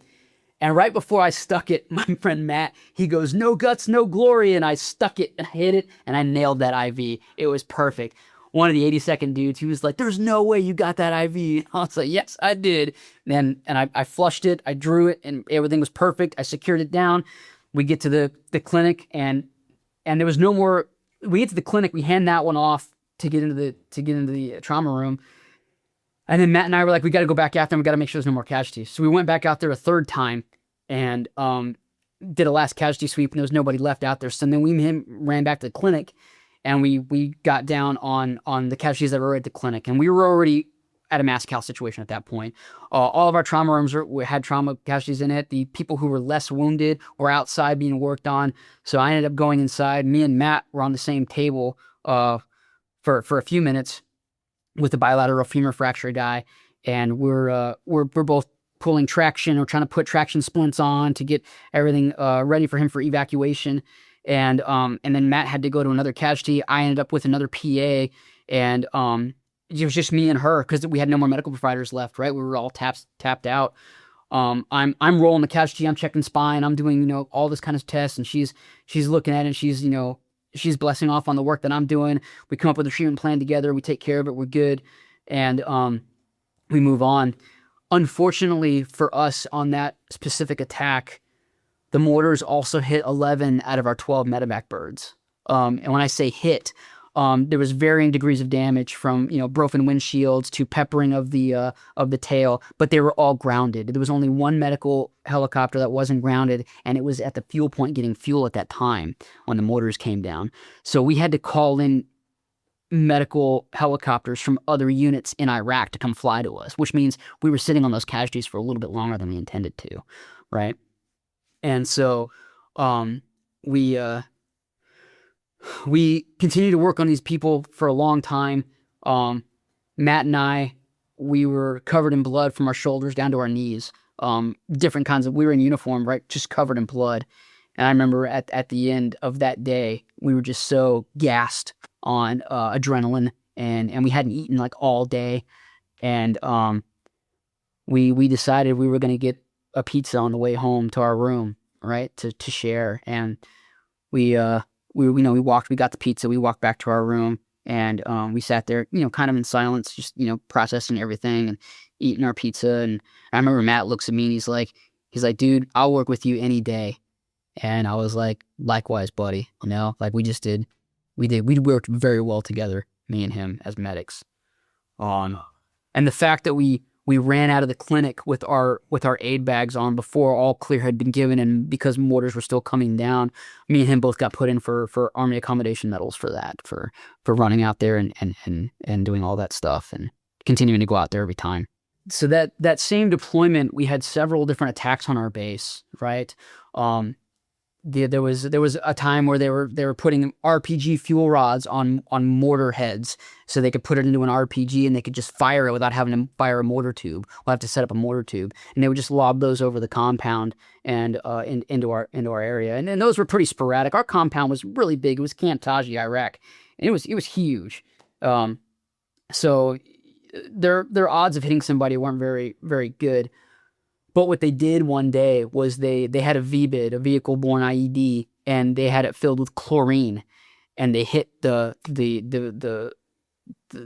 entrance to the camp with the chlorine bomb. And I remember when those casualties came in, we were taking care of them outside, and all the medics were like, my eyes burn, or like, oh, it's getting hard for me to kind of breathe, right? And then we realized they hit us with chlorine. And a really bad thing about that specific deployment or that time frame is that the Army gas masks, they don't protect you from chlorine. So our masks were useless. And we had to treat everybody outside with lots of ventilation. We had to wash them off with water. We had to decontaminate basically our casualties before bringing them into the clinic. Otherwise, we were going to burn the eyes out of our medical providers and stuff. That was an interesting attack on that one. I'm sure they knew our gas mask wouldn't protect against chlorine, which is why they used it. But also chlorine's, a corrosive liquid/gas, right? And it's pretty easy to aerosolize. So it made sense for them to do that to us. Yeah. So when I was there on Camp Taji, I was part of a BSB, and we had several different ancillaries, not only just the medical clinic, but we had a laboratory with us. We had x-ray with us. We had physical therapy with us, right? And so I made friends with the physical therapists, and we were always joking with each other and goofing around and everything. The officer and the NCO that were part of physical therapy, I got along really well with them. The NCO taught me how to play guitar while I was in that deployment, so I learned how to play guitar in Iraq. But anyway, so the captain had his own little clinic, and he had these little forms that he would have the patients fill out before they went into to be seen. And he had a cut line at the bottom of the form, and the cut line said below portion to be filled out by therapist. So he would fill out, depositions and all that kind of stuff. Well, I found that form on the computer, and I put a space between the E and the R in therapist, and that spells out the rapist, right? So as a joke, I printed out like 10 of those, right? And I put them in his cubby, right? And I ran away. I was like, hee, this is gonna be funny, right? And I forgot that I had done that. And about like a week later, he calls me. He's like, Jimenez, I'm going to fucking kill you. I'm like, what happened? He's like, those forms. And I was like, oh, you got my forms. I was like laughing. He's like, yeah, I was sending those to brigade, you asshole. And I was like, oh my God, I'm so sorry, sir. He's like, yeah, I'm going to fucking kill you. Brigade had called down and were like, hey, you might want to check your forms because it says the rapist at the bottom, not therapist. It's practical jokes that, we play with each other. On that same deployment, so Camp Taji, Iraq was a huge piece of land, and it had a divider down the center of it. One side was the American side, the other side was the Iraqi side, right? And we were like slowly handing off different things to them, for them to take care of their own stuff at this point. And so the commander and I, because I was his driver, I was working ops at the time, I drove him over to the other side to go do a meet and greet. And you were not supposed to be on the Iraqi side after dark, right? There was still a lot of dangerous stuff that could happen to us. Green on Blues were a huge incidences that would happen over there. Kidnapping Americans would have worked out really well for them, especially a high-ranking one like my commander, right? So we were not allowed to be over there past dark. Well, he was like, taking a long time with this meeting. I'm like, sir, we gotta hurry up. We're not gonna make it back, right? And I was thinking of it from a security standpoint. And so anyway, we get in. It's already dark. We're driving back, and I'm like, all right, like we're in the Humvee. We're driving back. We're okay. And I see in the rearview mirror, I see somebody like flashing us from a car, right? And I see a gunner thing. It doesn't look like an American Humvee. It looks a lot. If it's a Humvee, it was a Iraqi Humvee, definitely, right? And I saw a big old flashing light gunner looking at us, and they were honking at us, and they were coming up to us, right? And I was like, I don't like this. Like, there's no Americans on this side right now. This is not an American trying to get a hold of us. This is somebody else. Captain and I are talking about it, and like, hey, we got to make it back to the thing, right? So I slam on the gas, right? And we have to go through a traffic circle, a straightaway, a traffic circle, then the gate to get back to our American side, right? And we're entering this traffic circle real quick. So I go around twice on the traffic circle just to make sure they are actually following us. And I confirmed they were following us. So then when I hit the straightaway, I gunned it all the way, right? I tried to get as much distance between them and me as possible. And I hit the second traffic circle when they were in the middle of the straightaway. I went around that traffic circle, and they had just made it to the traffic circle, and they were coming around. I gunned it again to get some more distance, and then I ducked in behind some trees, turned the lights off, and they were in a blind spot. They couldn't see me do that, and they came around, and they blew right past us. And the commander was like, I can't believe that worked. And I was like, yeah, it totally worked. And I had the lights off, and I was in the median. They blew past us. I had the trees for cover, and then I crawled up the Humvee with the lights off still, came around the other side, and went back towards the American side, turned the lights back on, and got us back inside. I have no idea what their intentions were with us, if they were going to kidnap us, if they were, wanting us questioning for something or whatever. No idea. But that was an intense moment right there with me and the commander trying to get back onto the American side at night. So, when I was working in the operations center for that commander that I took over the Iraqi side, and we ended up escaping the potential kidnapping incident, I ran operations, and I loved it. I was really good at coordinating a lot of things, and when he switched out with another commander. The other commander that came in wanted me to make him coffee in the morning. He wanted coffee ready for him when he got into the ops center. And I was thinking to myself, I'm not here to make coffee. Like, your job as a commander is like 10 times easier because of me. I'm not gonna make coffee for you already, right?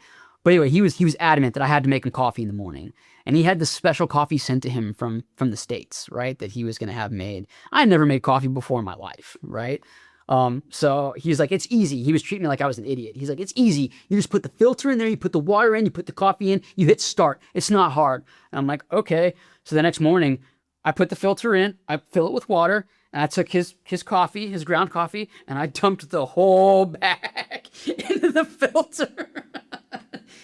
I mean, knowing what I know about coffee now, that was way too much. But I didn't know at the time, right? So I closed it up. I'm like, I'm a good little sergeant, right? I hit on. I'm like, all right, he's going to have his coffee in the morning. And he comes in and he's like, all right, coffee's made. He pours it and he takes a sip and he's like, oh. It's like, how much you put in there? I was like, the whole bag. And he's like, you put the whole bag in there? And he started yelling at me. I was like, sir, I've never made coffee before. You didn't give me any instruction. Oh, it was interesting. He never asked me to make coffee again after that, though. No, I didn't have to do that. What kind of coffee was it? It was like some Dunkin' Donuts coffee. It was ground up his stuff from home that he had sent to him, right? Yeah.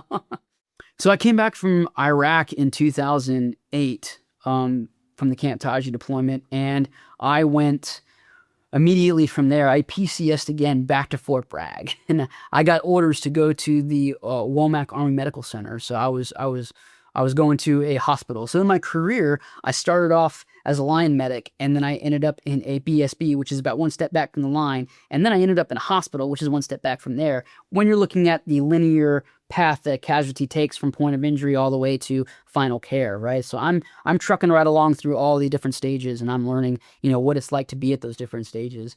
And what I learned is that when you're a line medic, yes, things happen and you're the only guy there to take care of it, and it's overwhelming. But when you get further up the chain, all of those events funnel in towards each other, right? So I dealt with more mass cals at the clinic than I did when I was a line medic, right?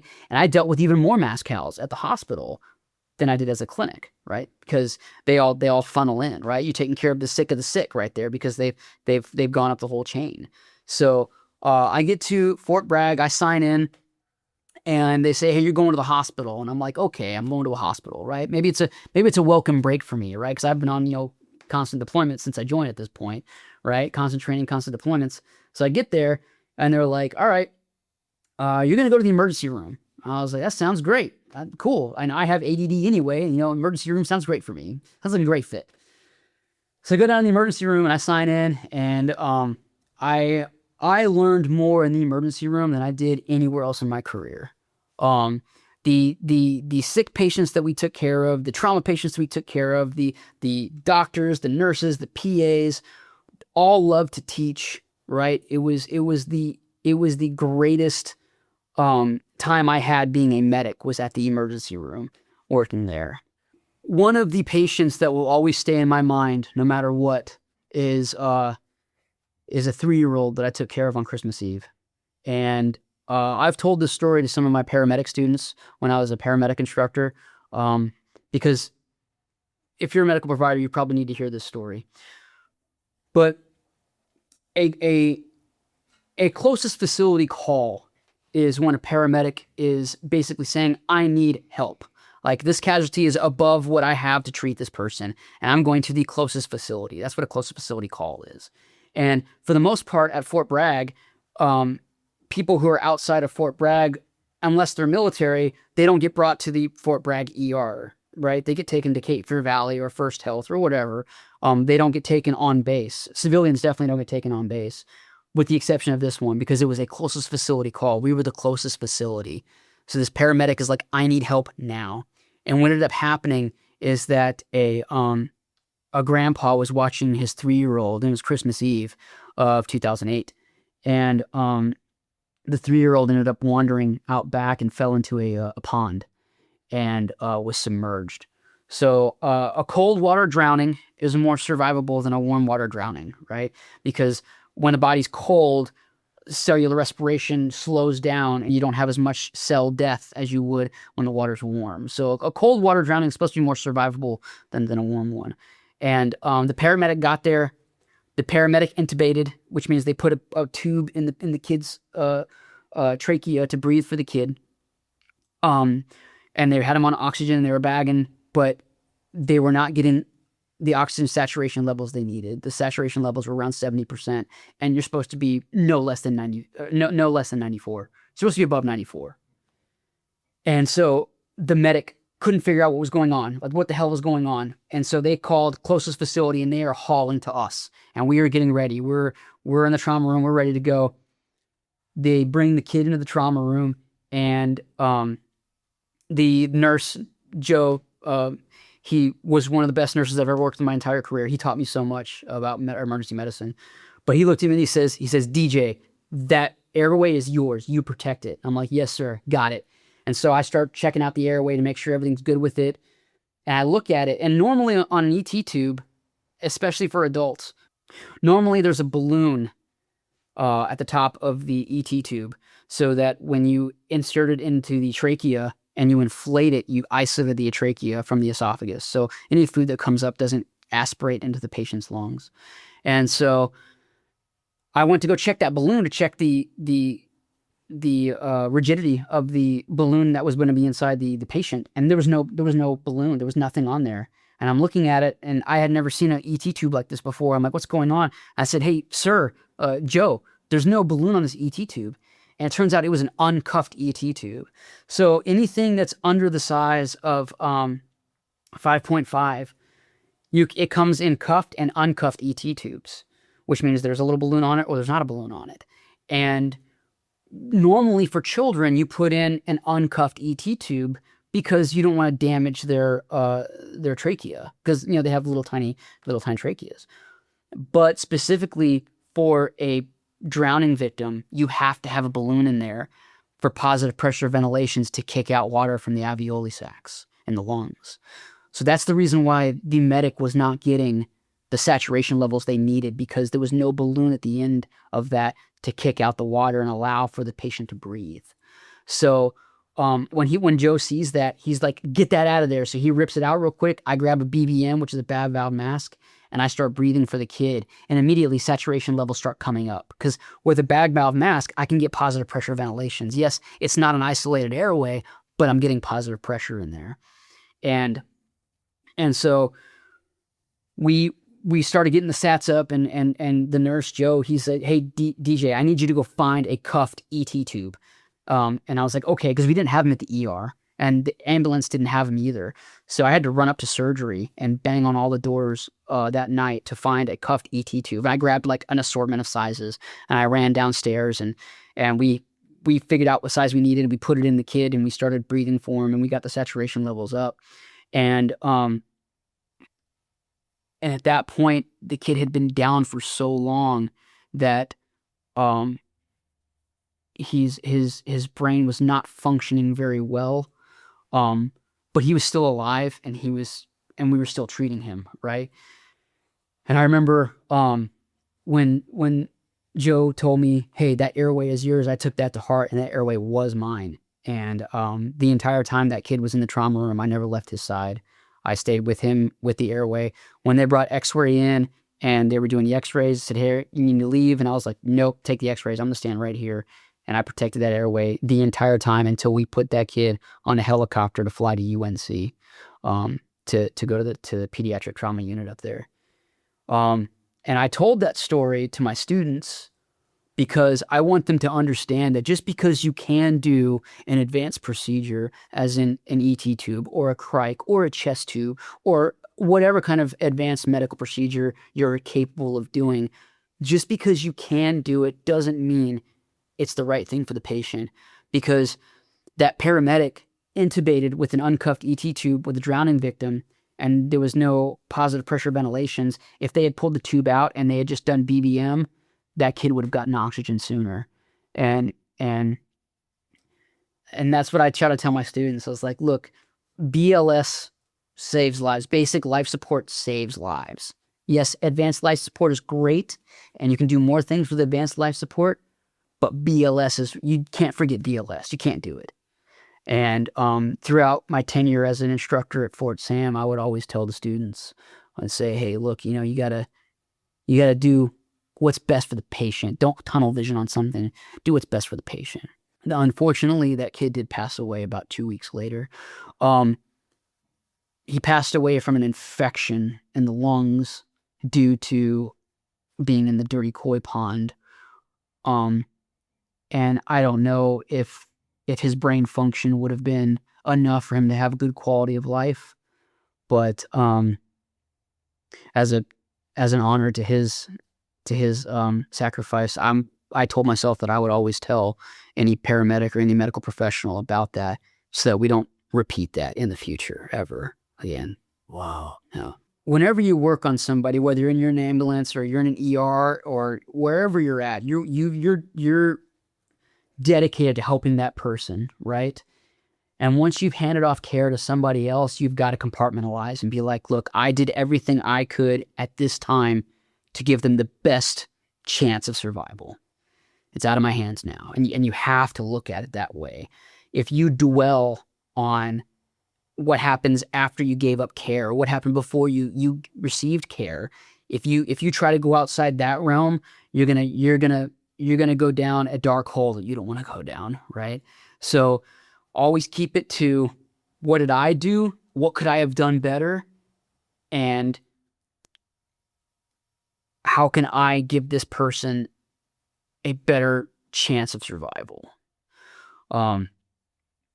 Learning about what happened to patients that we've sent up, or learning about how somebody else before you didn't document something, so then you gave them too much morphine because they didn't document that they gave him morphine, right? And you made a mistake, and now he's in respiratory depression, right? Those kinds of things, they do eat at you a lot, especially when it involves children. Like that young kid, Christmas Eve, right? And to make matters worse about that story, so when mom gets there, she's seeing her son in the emergency room being worked on by us. Grandpa's there, and he's so distraught, he ends up having a heart attack.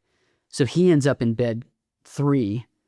So the poor mom has a dad over here in bed, three and a son in the trauma room, uh, both being worked on because of an incident that happened. And that was on Christmas Eve. That was a terrible incident to go through. But when these things involve children, it hurts more so than when it involves an adult. But you know, you have to be ready to receive that next casualty, right?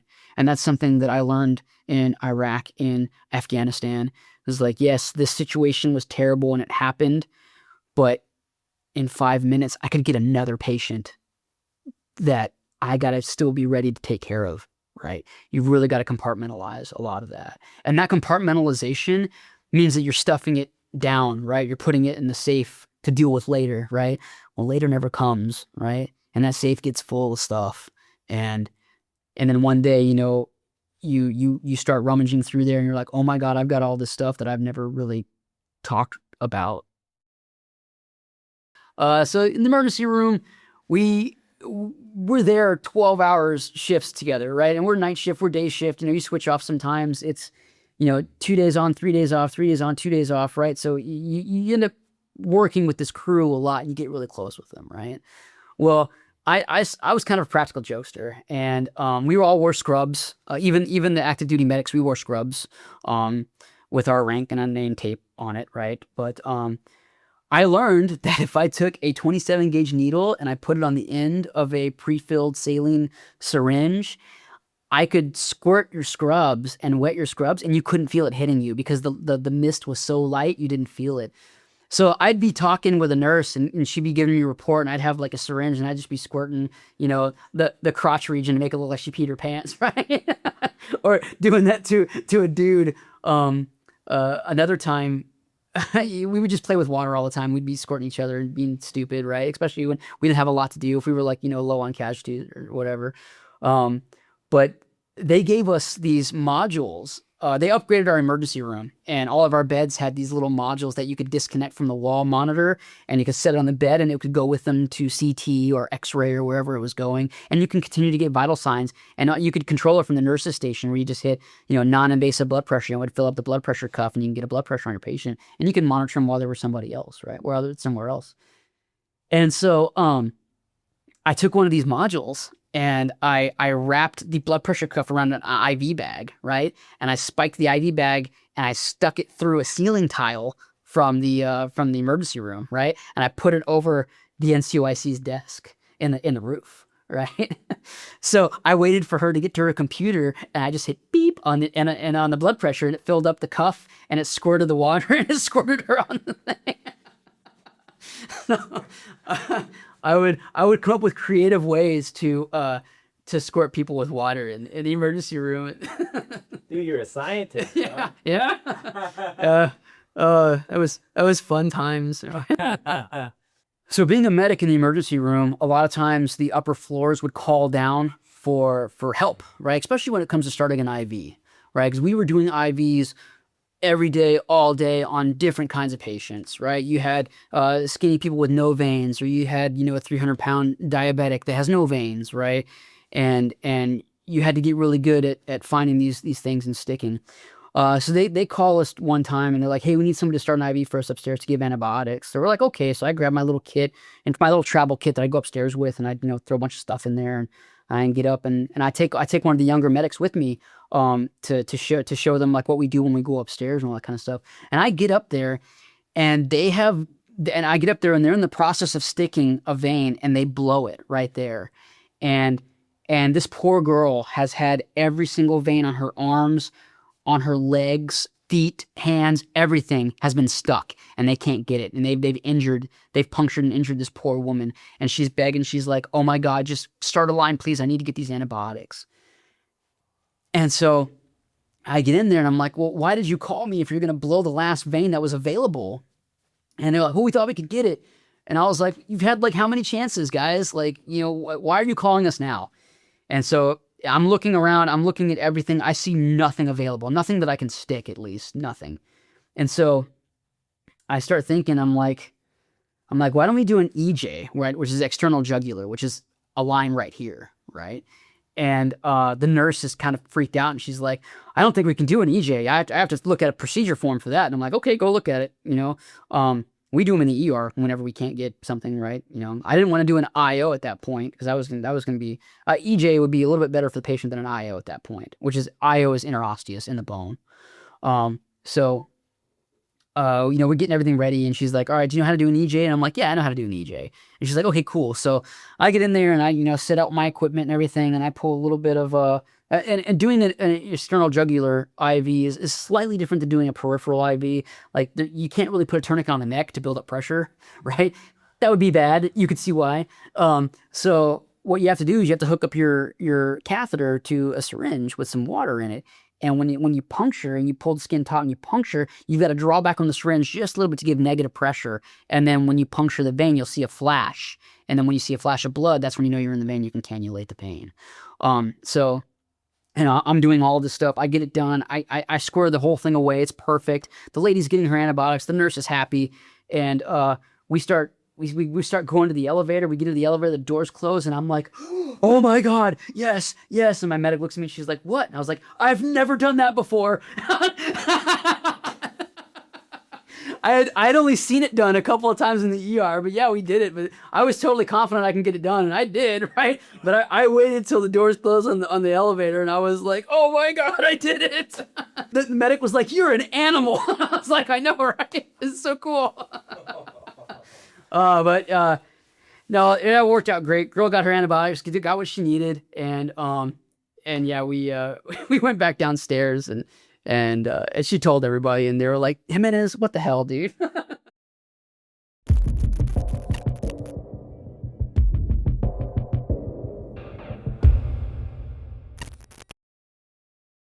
So when I was at the emergency room, I took care of all, and I was at Fort Bragg, and we're at the home of special operations. So I took care of a lot of special operations guys who came into the emergency room, and that's where I got recruited actually to go to special operations was at the Womack emergency room.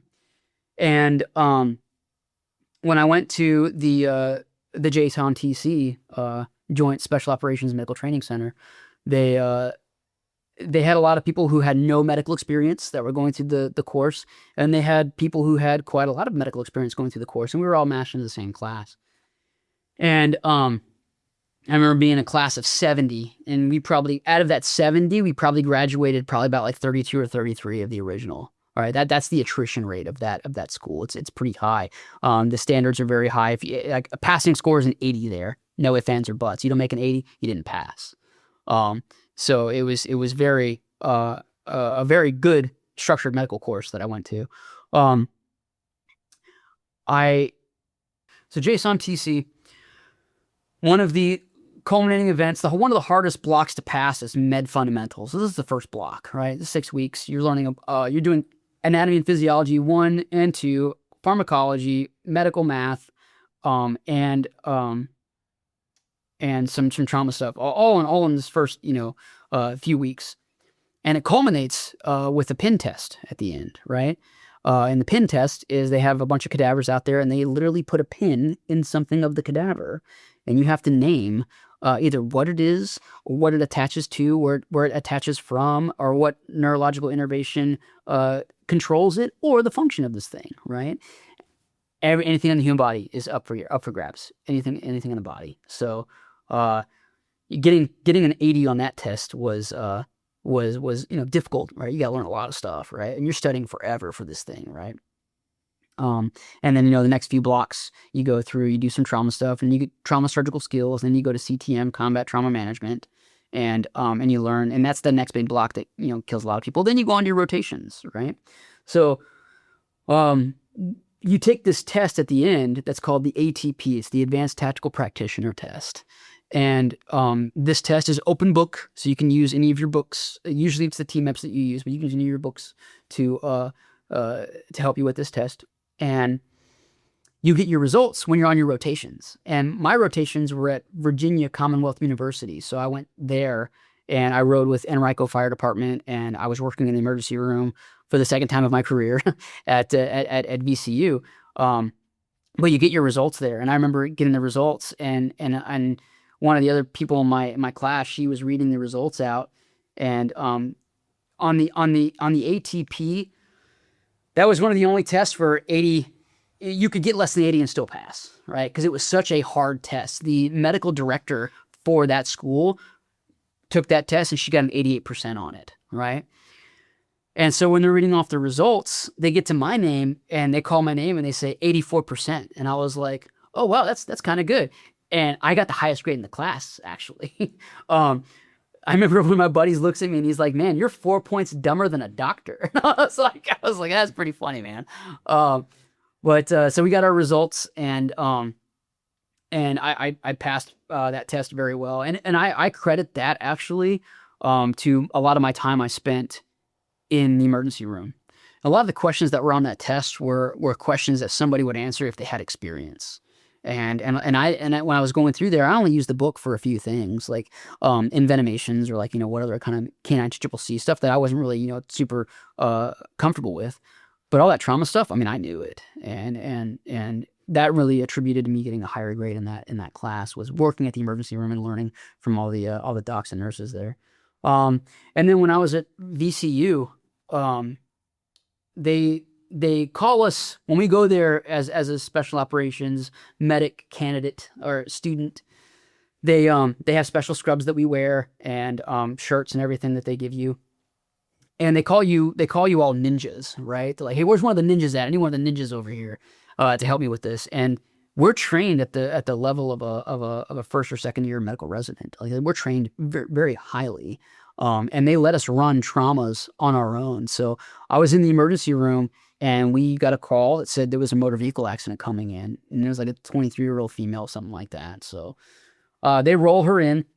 It's a multi-system trauma. She's got 2 broken legs. She's got a punctured lung and she's got a broken jaw, right? So quickly, I'm assessing everything. I'm calling out what I want, for the trauma team that's there. We're taking care of this. I end up intubating her, and I did a chest tube, I think, on the right side, and then we had, some fractures we had to stabilize and everything. And I got her squared away with her meds and called up the surgery and got her in a surgical ward, and I got her done, right? Handed off to the surgical team, and they take her upstairs. And I'm like, cool, we're good. And the doctor's like, all right, yeah, you did a good job. Now go brief the patient's family. And I was like, what? And he said, yeah, go out in the waiting room and brief the patient's family and everything that happened and where she's at. And I was like, oh my God. All right. I've never done this before. Right. And so I walk out to the waiting room in the emergency room and I call out for the patient's family and they all gather around me and I start telling them about, and very diplomatically, I can go into details about what happened, but I basically gave him a wave-top version, a rundown of what happened and, what we did to correct it and where she's at now and what her prognosis is. And she's like, hey, she's stable. She's looking good. We have her up in surgery right now. And after I told the family about everything, the mom reaches out and she hugs me. She says, thank you, doctor.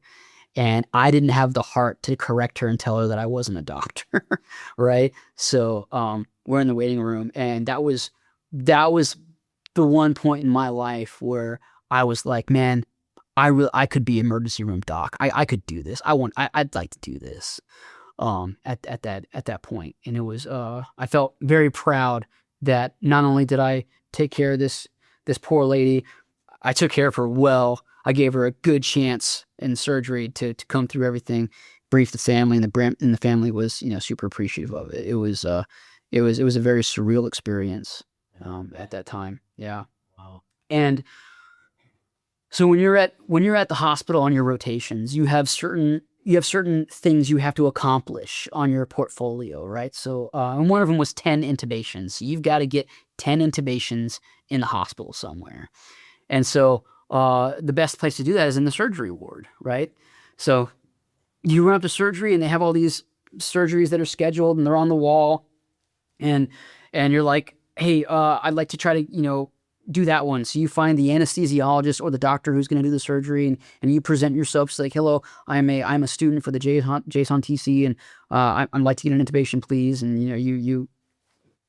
you talk to them in a way that gives them confidence that you can handle an airway for them, right?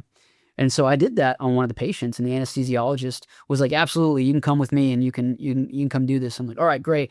And I was methodical with my intubation up there in that surgical suite, right? And I did everything perfect in my opinion, and in the anesthesiologist's opinion as well. They said I did everything perfect, and the doctor and the anesthesiologist invited me to stay for the surgery. Like, "Hey, you want to stay and want to watch the surgery?" And I was like, "Absolutely, I'll stay and watch the surgery, right? This sounds fun. What are we doing?" And they said, "We're replacing a mitral valve in the heart. So they're doing open heart surgery." So I got to scrub in and stay for this open heart surgery. And when I scrub in, I was just standing in the back, just like this, looking up at the monitors, watching them, and just thinking, this is so cool. I'm scrubbed in, watching this surgery. And then I'm standing there in the back, and the doctor's like, "Hey, I need you up here. I need some hands." So what ended up happening was that he ended up nicking. So they were supposed to do a surgery through a little window about like this big, right? But he ended up nicking an artery, a coronary artery in the back of the heart when he was doing that. So she started bleeding inside. So they had to cut her open, they had to clamshell the chest open, right, to fix that. So he needed another set of hands to hold these ribs open, right? So I jump up there. I'm already scrubbed in. I jump up there and I start holding it. I'm doing everything I can. I'm doing exactly what he's telling me to do. And I'm, minding my P's and Q's and everything. And he fixes the bleed, starts working on the mitral valve, and he's like, "Hey, you want to throw a couple of sutures in this? Do you want to secure it in place?" I'm like, "Absolutely." So I'm in there. I'm putting sutures in to this mechanical valve during open heart surgery as a student, right? And they sew up the heart. And then as soon as the surgeon sews up the heart, he's like, "Hey, I'm late for a golf tee off. I need to take off. Can you handle this?" He's talking to the resident and me. He's like, "Can you two handle putting this back together?" Her chest. And the resident's like, "Yeah, we got this." And I'm like, "What? The doctor's leaving?" and so he takes off. He goes, and the resident looks at me. He's like, "Don't worry. He does this to me all the time." I'm like, "Okay." So for the rest of the surgery, we're clamping or putting the sternum back together, and we're suturing everything up, and I'm helping him suture, because by this point I had a lot of experience with suturing from the emergency room that I worked at before, and I was really good with that, and put everything back together, and the lady went off to live more years with that open heart surgery. But that was one of the cool things I fell into at VCU, is I got to do an open heart surgery with the doctor.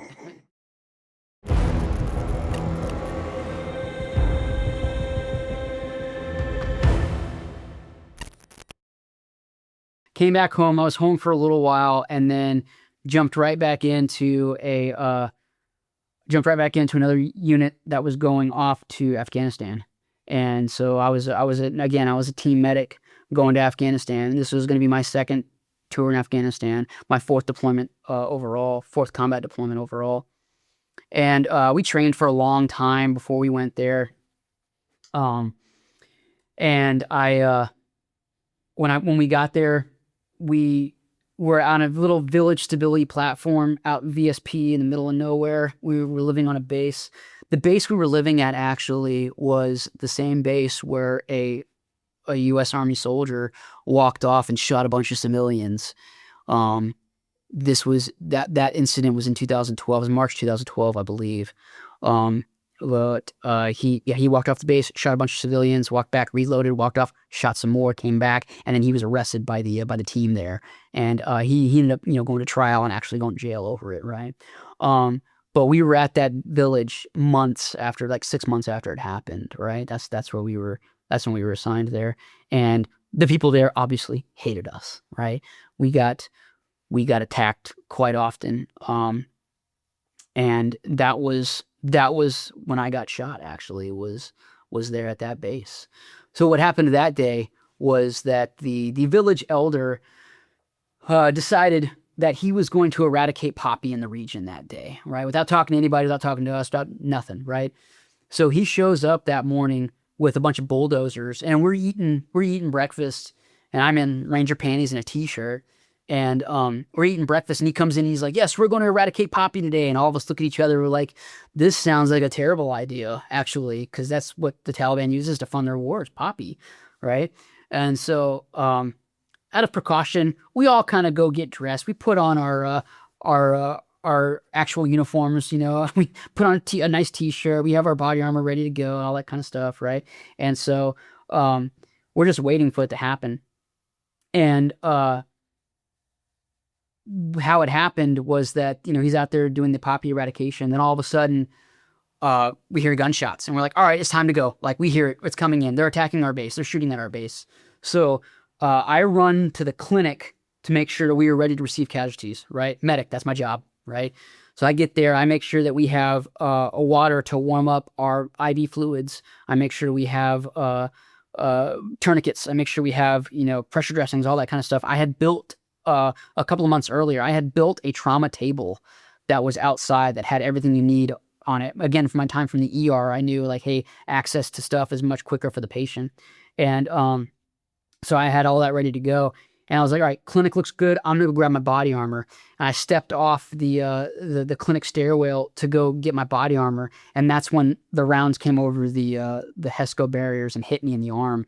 And I fell down. And I remember looking at my arm, and I was like, I just got shot. And I scrambled, went back to the aid station. A couple of infantry dudes that was part of our security, they saw me get hit, and they ran over to help me. And my right arm was like this. It wasn't really working very well. And I was like, I need pressure dressing. And they're like, tourniquet. I'm like, no, it's not bleeding that much. It's fine. Let's put a pressure dressing on here. So they pressure dressed me up real quick. And then we got up and we took off running, and I got my body armor on at that point. But yeah, so that was the day I got shot. Yeah, I didn't have my body armor with me at the time. So after I got shot, I was like, well, I don't want this to happen again somewhere where it's going to really do damage. So yeah, I ran back to my clinic, or back to my housing unit, and I got my body armor on and ran back to the clinic. And then the other one of the other medics from the team came over and started taking care of me and like debriding my wound and like doing all that kind of stuff. And then everybody was making fun of me. He's like, oh, look at you. You got shot on the base, you moron. Like that kind of stuff, right? Like, again, the camaraderie, right? But yeah, no, they attacked our base, and that same volley of rounds that came in actually went through the tent that I was living in as well. And I got video of the hole, and you can see where it came in from the roof through the plywood next to my bed, and then it exited out the other side of my bed frame. So yeah, I mean, we got attacked that day. So when I got shot, they were attacking our base, but they weren't trying to overrun our base, right? So the guys, the rest of the teams, they were out there, they were doing what they had to do, they were keeping them away. I was in the clinic getting worked on by one of the medics. They were cleaning me out. They were getting the medevac bird ready to come get me, to take me back to Kandahar to get everything officially clean and all that kind of stuff. So we're just kind of just waiting there. There was nothing much really for me to do at that point other than wait to be medevaced out. And then I got medevaced out to Kandahar, and I remember landing at Kandahar with a bandage on my arm and walking into the emergency room. And I walked to the front desk, and I'm like, hey, I'm here to check in. And they're like, yeah, what's your name? What's wrong? I told them my name, and I was like, yeah, I got shot. And they're like, oh, they're waiting for you around the corner. I'm like, they're waiting for me? And I turn the corner, and there's an entire trauma team gloved up, like masks on, everything like this, ready to pounce on me. And I'm like, you guys, it's not that serious. It's just the arm. And they're like, get over here. And I saw my commander and my first sergeant. They had met me there at the ER, and then another friend of mine, Phil, they met me. And so, I gave them all hugs. We were all cool and everything. And then, and then they put me on the gurney, and they start, stripping everything off, and they trying to cut all my clothes off. I'm like, guys, don't cut my stuff. It's fine. I'll take it off. We're good, And so they end up taking me to surgery, and my buddy Phil, who's actually an emergency room doctor now, he was a medic with me. He follows me. He goes into surgery with me, and I asked not to be put out. I wanted just local block. So they did a brachial plexus on me, and they numbed my entire arm up, right? So they could debride and go through my wound. And I remember I'm laying on the table, and I'm looking back at my friend, and I'm like, hey, we're talking about stuff like how everything happened and everything, and I look up at him, and I'm like, it feels like his finger is through my arm. And my buddy goes, that's because it is. And I remember looking over, and I see the surgeon's finger like going up through my arm, like looking at like different muscle groups. And I'm like, wow, that's pretty cool. I couldn't feel a thing, right? But I saw, I feel pressure, and I was like, it feels like a finger in my arm. That was fun. When I got in the medevac bird, I had my helmet cam on me, and I turned the helmet cam on, and I filmed the evacuation from my VSP all the way to Kandahar, um, and turned it off when I went into the emergency room. But yes, that was the medevac that I filmed, was me going there. So after I got released from the hospital after being shot, I went back to my team. They were like, "Hey, you shouldn't go back too early," but I didn't feel right being at Kandahar with my team being alone without me, right? So, and I was the only medic for the team, so I was like, "Absolutely not, I'm going back." So I hurried up and I went back, and I stayed out there till the rest of the deployment, finished the deployment with my guys. I did some physical therapy on my own. I did some stretching, and playing basketball a lot actually really helped my hand get the motion back, because all my muscles I had some scar tissue in there. I had to break up and everything, and I make sure it wasn't gonna stagnate. So I played a lot of basketball with the team there and had a good time. So during that deployment was the big firefight that we got into, and I got that whole thing on video as well on my helmet cam. But what ended up happening there is that our team, our civil affairs team and the special forces team, they put together a whole bunch of guys to go back to Kandahar to get our mail, our food, like a bunch of logistic stuff, and bring it out to the DSP. So they left us there with a skeleton crew, and I was left behind at the base. Right, I was the only medic left behind at the base, actually. And so we were there, and then we got word that the Taliban had come in, and they had killed some of the village elders in the village right next door to us. So the team leader who was there said, "All right, we got to go check this out." So we scraped together all the Americans on that base, left even more skeleton crew back behind to cover us. We took like 3 vehicles and maybe 7 dudes out to go check this out. And we drive out there, and nothing's happening, nothing's going on, and then all of a sudden we start taking fire. And so remember, Gonzo was the special forces weapons sergeant that was with us. He's with me. I'm medic driving the vehicle, and Steve is on the Mark 19. He's on the gun, the remote weapon system gun. And we start taking fire. Gonzo's telling me where to move the vehicle. I move the vehicle. I jump out to help him. I jump in the back of the MAT TV where we have all of our ammunition. I'm handing him down mortars as he's launching mortars to where the enemy's at. And when he runs out of mortars, he's like, "I'm taking the Gustav." So I hand him the Gustav and some rounds. And he's like, "I'm going out there." I was like, "All right, I'll come out there with you. I'll get some stuff together." So me and him both run out there.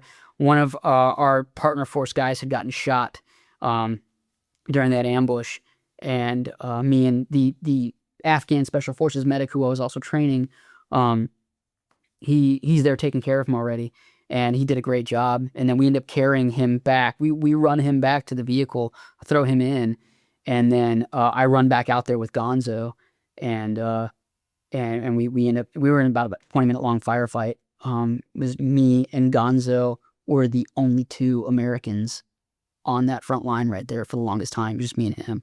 We had a bunch of Afghan commandos with us and CMRG guys and everything, but it was just me and Gonzo running around. And he's the star of the video that I have on my helmet cam. You see Gonzo running around doing all kinds of stuff. So there's a language barrier that you're dealing with when you're working with a partner force, right? And I could not figure out a way to tell him that the back blast area of the Gustav will hurt him, right? So I'm yelling at him to get down, and of course he doesn't understand me. But I'm hoping that my tone and my physical my physicality is going to tell him to get the hell out of the way, right? But I remember when Gonzo shot that Gustav, the pressure was so loud, he turns around and he runs the other way. And I was like, okay, he got the point, thank God. Another funny part of that video, actually, there was a hole in the wall, and one of our Afghan commandos was shooting through it, and I wanted to know what he was shooting at. And they spoke a little bit of English, so I walk up to him like, "What are you shooting at?" And as soon as I said that, he pulled the trigger, and I was facing his ejector port, right? And brass went straight down my body armor and touched my nipple, right? And as soon as he pulled the trigger and the brass went down, I was like, "Oh no!" And I hunched over, and I'm trying to get this brass out of my body armor, and I look over at Gonzo, and Gonzo thought I got hit. So he's like, "Are you okay? Are you all right?" And I look over, I'm like, "Yeah, it's just brass." And I remember the look on his face. The look on his face, he just went like that. like, "You idiot." Like, brass, really? Come on, man. And I was like, I know. I felt this big. I felt so dumb. That whole firefight, you know, I'm trying to run around, ask Gonzo what he needs, ask Cam what he needs, kind of protect Cam, you know, protect Gonzo, get the casualty back to the vehicle that we're gonna run out with, right? And then Cam, who's our interpreter, he's the guy without a shirt on, right? He's the one shooting the AK without the shirt on, and he gets up, and I trying to get him to hurry up and get out of this area because we're pulling away and we're leaving, we're ready to leave.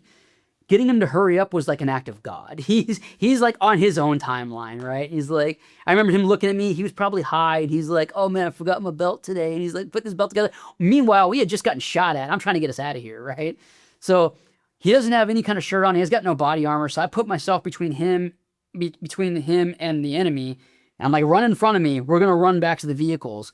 And we're running back to the vehicles. I'm like, "Stay in the tire tracks," because I know the tire tracks are cleared, right? I know there's not going to be any IEDs in the tire tracks because we've driven over it already, right? So I'm yelling at him to stay in the tire tracks, and we run back, and he's like, "All right, cool." And I'm like, "Get back to your vehicle." He's like, "All right, cool." And I'm like, "Get back to your vehicle." I'm getting mad at him at this point. Yeah, it was insane. The interpreter Cam, he was a level 3 interpreter, right? So he was a U.S. citizen over there helping us. But he liked smoking, right? and it was a great deployment. But yeah, that whole firefight, and that was an interesting day.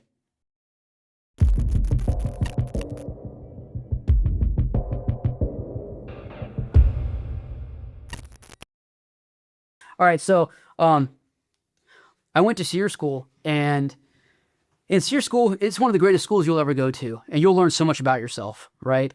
It sucks. It's 3 weeks of suck, but you come out knowing a lot more how to survive, right? Especially the survival portion. I really enjoyed that. The SEER school that I went to, it stands for Survival, Evasion, Resistance, and Escape, right? That's what SEER stands for. And during the survival portion, you know, they give you a couple of animals that you have to learn how to kill and skin and prepare in a way that you can save the meat for a long time. Basically, you're making jerky out of this stuff so that you can keep it with you as you're evading capture. And so I remember they handed us a chicken, they handed us a rabbit, right? So we start with the rabbit first. So the guy holding the chicken is holding it so it doesn't run away, because the thing wants to keep running away. And so we end up, you know, slaughtering and taking care of the rabbit, and we're doing all that kind of stuff. And it takes us about 5 or 10 minutes. And so the instructor's like, "All right, hey, we're ready for the chicken. Where's the chicken at?" So the guy hands out the chicken, and the head's just like this, right? And he looks at it, he goes like that. He's like, well, apparently he had held the chicken so tight and so long that he suffocated the thing. So we were like, well, I mean, that's one way to do it, I guess. So we end up, you know, slaughtering the chicken and taking care of all that kind of stuff and taking all the entrails out and doing what we got to do with them and everything. But yeah, he held on to that chicken so tight that so of course choking the chicken jokes were on the table at that point, right? And we kept making jokes about him choking the chicken, right? Another story about this. So when you're in SEER school and you're doing the evasion portion, it's basically a big game of hide and seek, right? So you're running from the guys who are trying to capture you the whole time, and there's like several different factions that are trying to capture you. So basically, everybody you're trying to get away from. You see anybody else, you run away from them. Is what it is basically. And it was my turn on the team to carry the pack that had the emergency equipment in it, right? It was an ammo can that had fire starting materials, radio, water, like a bunch of stuff in case somebody really did get hurt and you had to call for help, you could take care of them. And it was my turn to carry this thing. We come over this hill, and I see the enemy, right? And we're like, okay, I've got to run. So we turn around, we start running, and I forgot that I had this bag on my back that weighed about an extra 25 pounds. And so everybody jumps over this log and they're running off. And I try to jump over this log too, but I didn't have quite the ups that I usually have because I have this extra weight on. So my foot catches the log and I fall face first into a nest of these little sharp balls that, you know, they come off the tree, like those little maple balls, right? I fall face first into this nest of these things, and the rucksack hits me in the back of the head and smashes and drags my face through these things. So I get up, I got a concussion. I get up, I'm kind of dazed. I'm like running in the wrong direction actually for a few minutes, and my guys are like, DJ, this way, and I'm like, oh, over there. So I start running towards them. But I get to the team, and they're like, oh my God, what happened to your face? I'm like, I don't know what happened to my face. And apparently I'm bleeding all over my face because those things cut my face all up. Thank God I had eye protection on when that happened. But I've got blood all over my face from this. And so because I had blood all over my face for the rest of the time, whenever we got caught by the instructors and they disciplined us, they would only slap me in the stomach. They wouldn't do anything else to me. So my stomach was like so raw because they wouldn't do anything to my face because it was bloody. And they kept asking me like, "What'd you do to your face?" And I was like, "I fell down." They said, "Good answer." And I'm like, "No, that's the truth. That's what really happened. I fell down." But I begged for them just to hit me in the face, just to give my stomach a break. You know, it was pretty bad. Another story with that. So I was in a closet for a little while in SEER school, and I remember being in the closet, and they opened the door and they're doing a medical assessment on me, and they're making fun of like my body and like how I look and everything, and you're when you're in this closet, you're not wearing any clothes, you just have a pillowcase over your head, and they're doing all these kind of stuff with you. And I remember there was an instructor across the way that was doing the same thing on a different row of closets with other people in it. And there was this chunky pilot that was across from me that was in the closet. And when the instructor opened the door, he goes, "Ah!" like that. And I saw the instructor slam the door in his face, look down, kind of chin his head and kind of chuckle a little bit. And then he collects himself, he gets up, opens the door, and slaps him around a little bit. But it was the funniest thing I'd ever seen. So the naked dude's like you just caught him in the shower or something. Right? It was so funny. A buddy of mine, Austin, we were in pajama pants and sandals, and one of the instructors came up to him and he said like the wrong thing or whatever, and one of the instructors hit him so hard, he flew backwards and his sandals were still where he was standing. He flew back like 20 feet. So, like I said, in SEER school, it's a big game of hide and seek, right? And, it pays for you to stay in the woods and stay away from all the roads and stuff where they are driving trucks around to try to catch you and things. So we're in the middle of this bush, me and my team. We're doing a map check, and we're, being good little SEER candidates, and we're not doing anything stupid. And we hear this truck driving on the road, like 200 meters away, like pretty far away. And we're like, there's no way they know we're here, because we didn't come from that direction. We came from this direction. They don't know we're here. There's no way.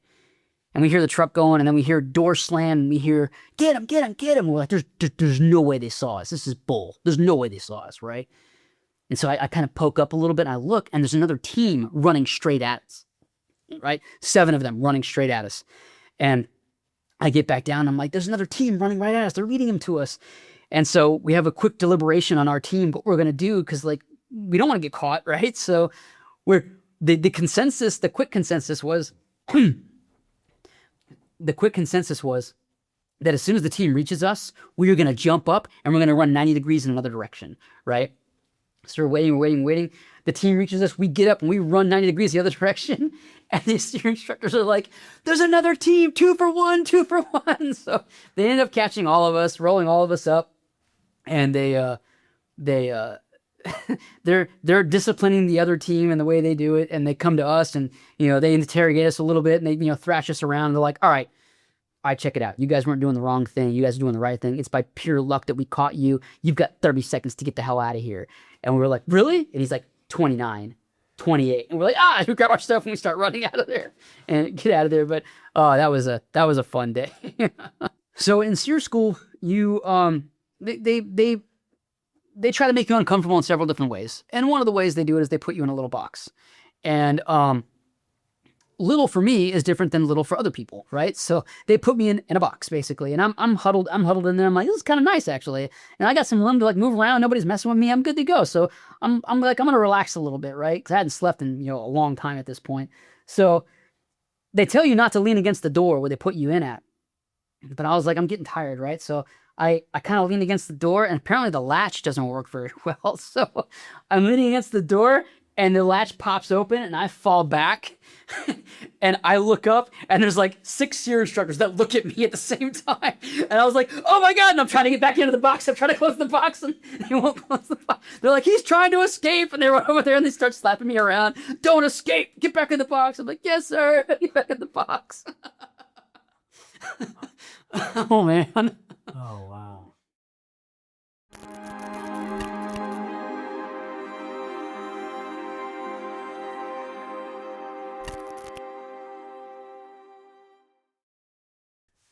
So retirement was difficult, and it's difficult for everybody. From my experience, the reason why it was difficult for me was because when I joined the Army, I was 17 years old, right? And so now when I'm getting out, I'm retiring from the Army. I was 37 at the time, 38. And so I had spent more time of my life in the Army than outside of the Army, right? I had spent 20 years in the Army. I had spent 17 years outside the Army. So I didn't know who I was as a civilian because I just never was a civilian. I went from being a child to being a soldier. That was it, right? And so the transition was difficult for me because you're entrusted with so much when you're a sergeant first class in the Army, right? I had everything I needed, and I was in charge of so many people. I had not that I needed it, but I had instant respect when you went somewhere and you spoke about something, right? From all my experience, people knew my experiences, right? Whether it's because they were looking at your uniform, your badges you have, or they were looking at your rank on your shoulder, or they were looking at units you've been in, or other things that you've done. You don't have that in the civilian sector at all, right? So going from a place where I was seen as an important mentor to a lot of people to going into the civilian market where I'm essentially a nobody. That was a hard shift. That's like going down the highway 60 miles an hour and throwing your car into first gear. It was difficult to deal with. I had no identity. I had to figure out who I was. The transition was a little bit smoother for me because I did what's called a CSP packet, where they let you go for a few months while you're on active duty to go internship at a job somewhere. So I was still in the military, but I wasn't wearing the uniform every day. And I was like, I was reporting to whatever civilian job that I had at that point. And because I had spent so much time going to flight school while I was in the Army, and I had enough hours and experience behind my name, I was able to go right into working as a tour pilot when I transitioned.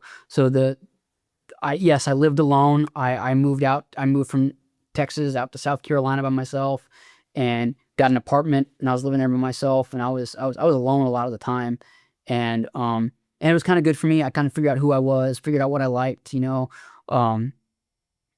without the Army telling me what to do and everything. And then I just started chipping away at my civilian career that I wanted to build up and I wanted to go do. And so I was able to take the focus off military and put the focus into career almost immediately. And I think that helped with my transition. It was still difficult and it was still rough, obviously, but that helped me more than, say, getting out of the Army and having nowhere to go and trying to figure out what I wanted to do. I had done a really good job of setting myself up for that kind of easier transition when I got out. A lot of my friends didn't. And I got friends right now that are still struggling to find themselves outside the Army. So right now I'm a helicopter pilot. I'm a helicopter saw pilot. We cut trees near power lines or gas lines or railroads or whatever it is. We cut trees through right of ways. And I got into that because when I was in the Army, I'd always wanted to be a pilot. And I kept trying to be a pilot and kept getting denied. So I saved up my money, went to flight school while I was still in the military, and built up all my experience while I was still in, so that when I retired, I could go into this job. And when I retired out of the Army, I went and I flew helicopter tours in Charleston, South Carolina for about 18 months, built up a lot of hours, a lot of experience. And then took a break from that, went and got some more ratings for the helicopter, some more experience. And then I ended up responding to Hurricane Helene in Western North Carolina during that whole incident. I was still a licensed paramedic, and I was with the disaster response team, and they asked me to go out there to help with them. I went out there and then quickly learned that it was very helicopter centric, these rescues that we were doing. So I fell into the role of coordinating a lot of the civilian helicopters that came to respond to that whole event.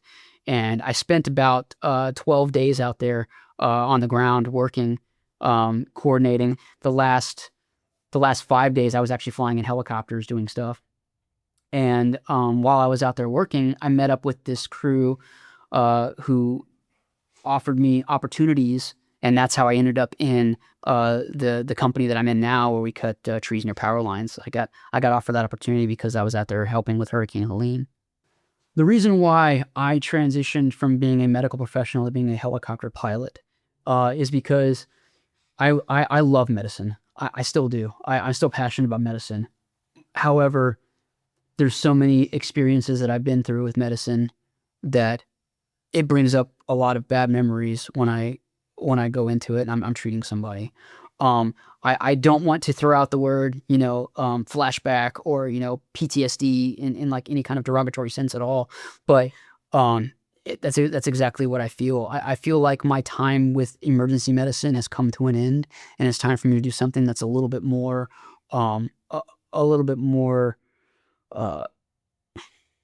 it's time for me to do something that hurts my heart a little bit less. I absolutely will go back to medicine if flying doesn't work out. I will go back to medicine. I'll go to PA school, become a physician's assistant, and I'll get back into it. But some of the experiences that I haven't even talked about here, like, are still blocked away. Like that 2-year-old I talked about, he wasn't the only one. I've had several kids I've taken care of, several traumatic events that I've been part of as a medic and helping people through. And it was time for me to put down my stethoscope and put down medicine for a while and chase another passion that I have, and that's being a pilot. I thought about becoming a medevac pilot for a long time. Unfortunately, I don't have the experience yet that they want, aircraft experience. So I'm going to be doing other things until I can get that, at least. But the job I'm doing right now, I love it. I love the group I'm working with. It's like being back with the infantry guys again. We talk crap about each other all the time, tease each other, have a great time. So I feel right at home with these guys. Thanks for letting me come out here and do this. I'm looking forward to my daughters seeing this one day and understanding their father a little bit more. Yeah, no, been an honor to sit with you, man. This is a excellent. I enjoy just sitting here listening to all your experience, man. I think this is the most extensive interview that I've done into the like Army combat medic. You know what I mean? I think that this was really, really extensive. So, I skipped a lot too. yeah, I bet. I bet. I mean, you're welcome back any time. The seat's always open. I have multiple interviews with the same guests and stuff like that, because especially doing 20 years in the Army, man, it's if we really want to go over every little piece of your experience, we're gonna be here for days. Yeah, no doubt. Yeah. So it's been a pleasure, man. Thank you.